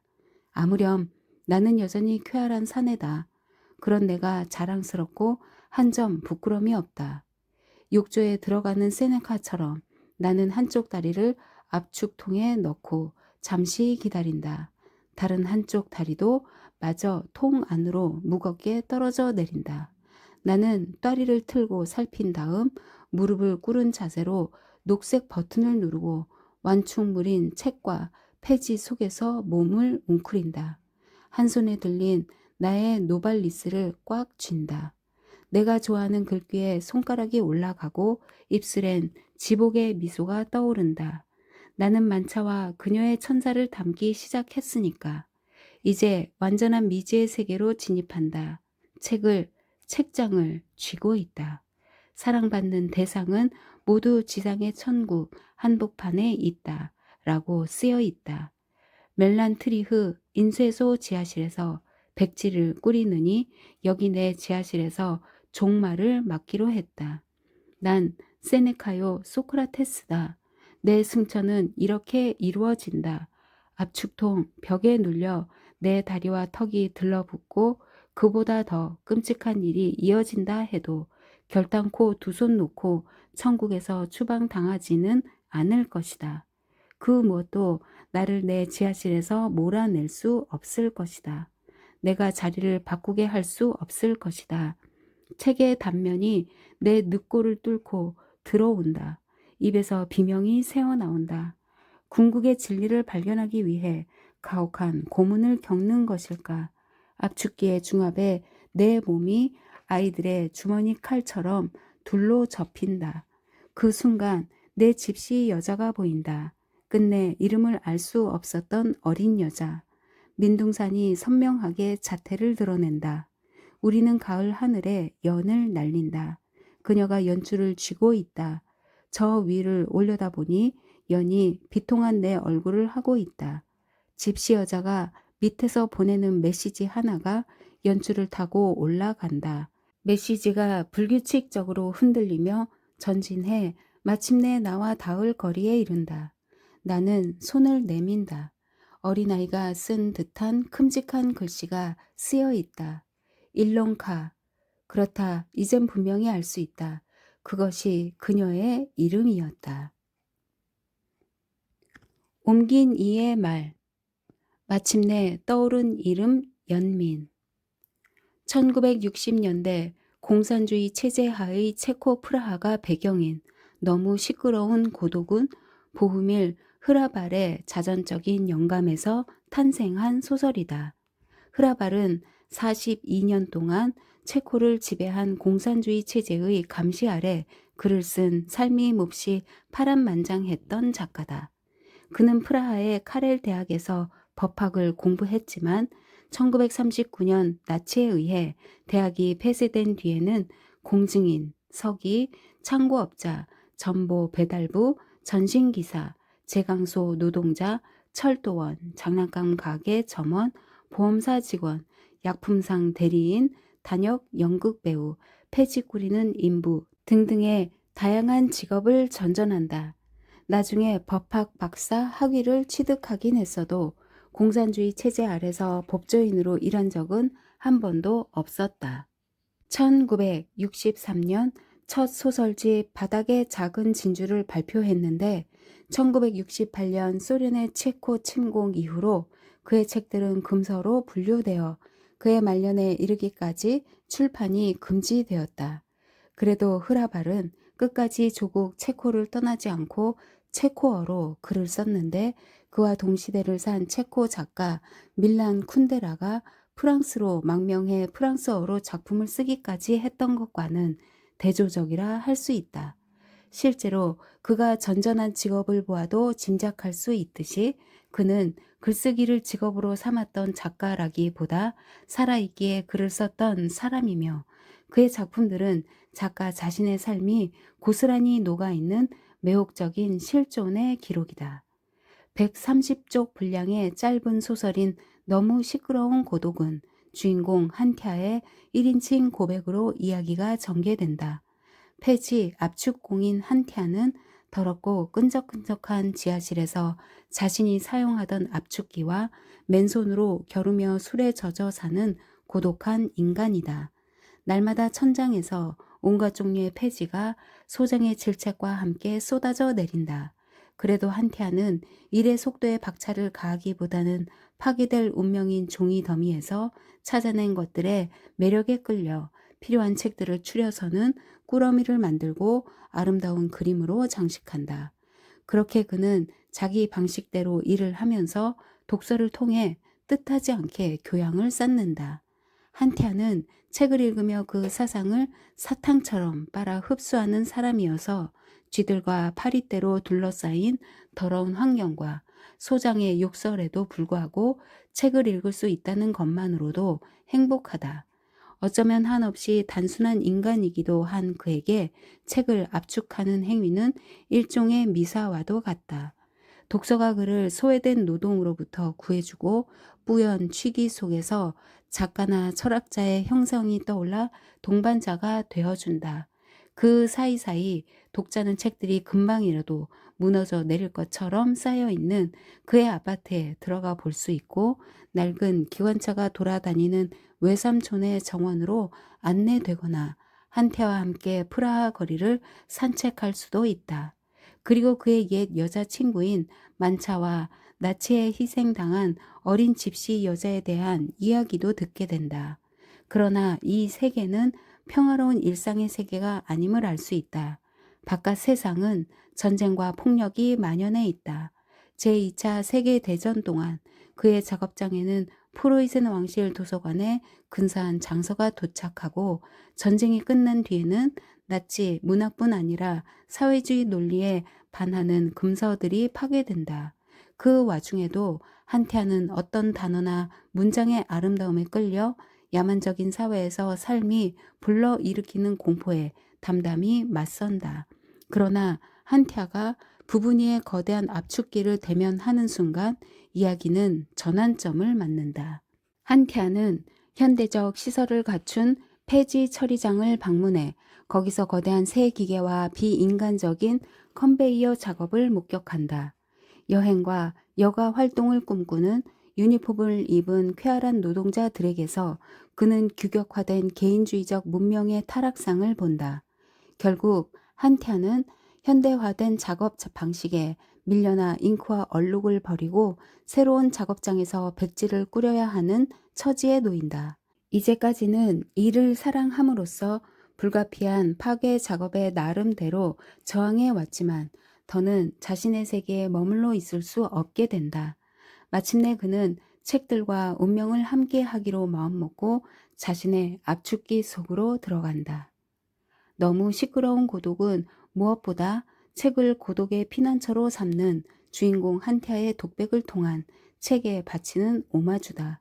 화자인 한태아는 책이 있기에 살 수 있는 사람이며 그가 혼자인 건 생각들로 가득한 고독 속에 살기 위해서다.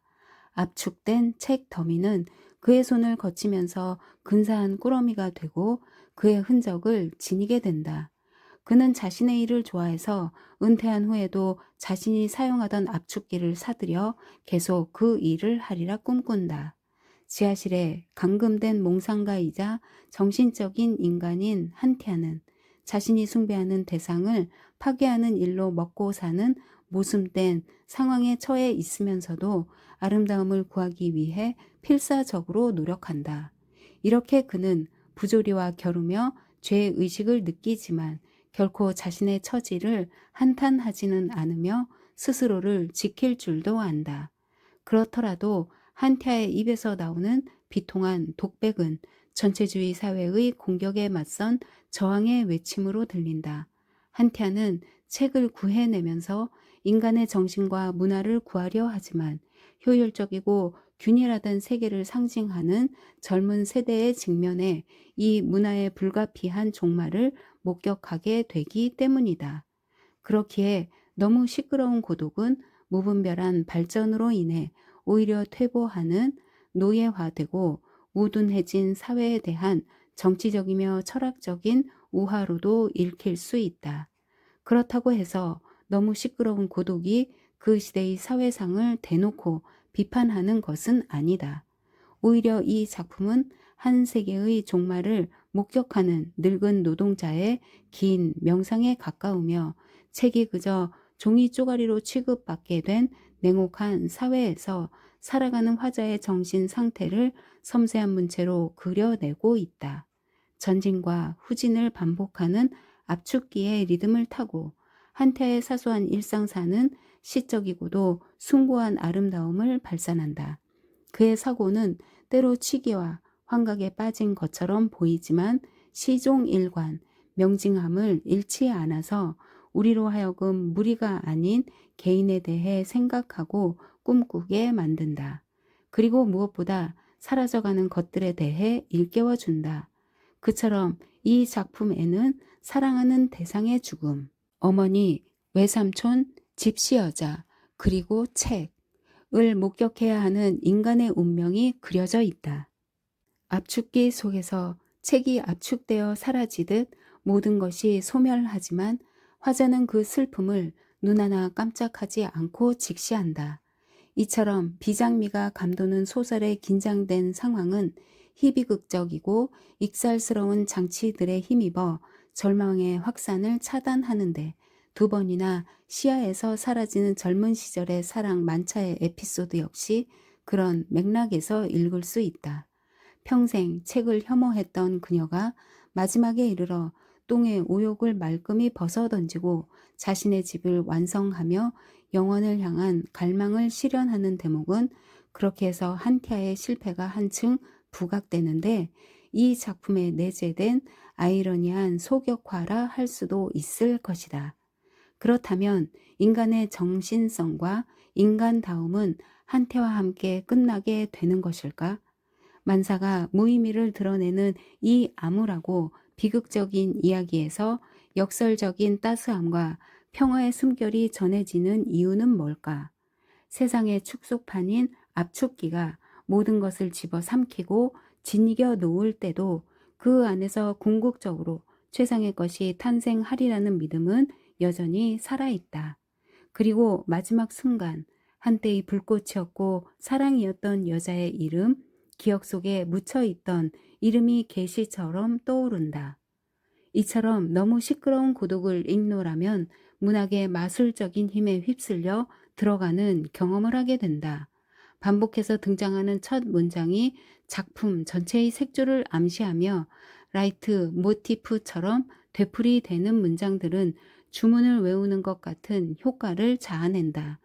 정치적이며 역사적인 담론을 포함해 존재론적인 물음이 담긴 이 책은 야만에 직면한 인간성에 대한 숭고한 확신으로 우리의 마음을 사로잡는다. 그렇더라도 이 작품을 규정하는 키워드가 있다면 자유나 저항 같은 거창한 단어보다 연민이라는 단어가 떠오르는 건 왜일까? 도처에 허무가 널려 있어도 삶은 자체의 생명력으로 우리의 마음을 사로잡으며 불가항력적이면서 매력적인 것임을 흐라발은 우리에게 일깨워 준다. 일상의 삶이 신성화되어 예배의 노래 같기도 한 짧지만 강렬한 이 책을 읽노라면 책을 관통하는 한 줄기 바람, 성령이기도 한 숨결에 단숨에 실려가는 느낌이 든다. 너무 시끄러운 고독을 두고 흐라발 자신은 자신의 삶과 작품 전체를 상징하는 그가 쓴 책들 가운데 가장 사랑하는 책이라고 고백했다. 그가 세상에 온 건 너무 시끄러운 고독을 쓰기 위해서였다고.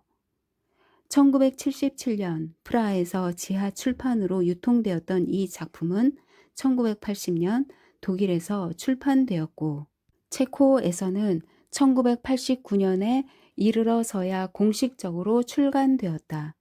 본 역서는 막스 켈러가 번역한 프랑스어판 1983년 로베르라 퐁사 출간을 대본으로 사용했는데 이 대본에서 프랑스식으로 변형된 인명과 지명은 되도록 체코어 원본대로 돌려놓았다.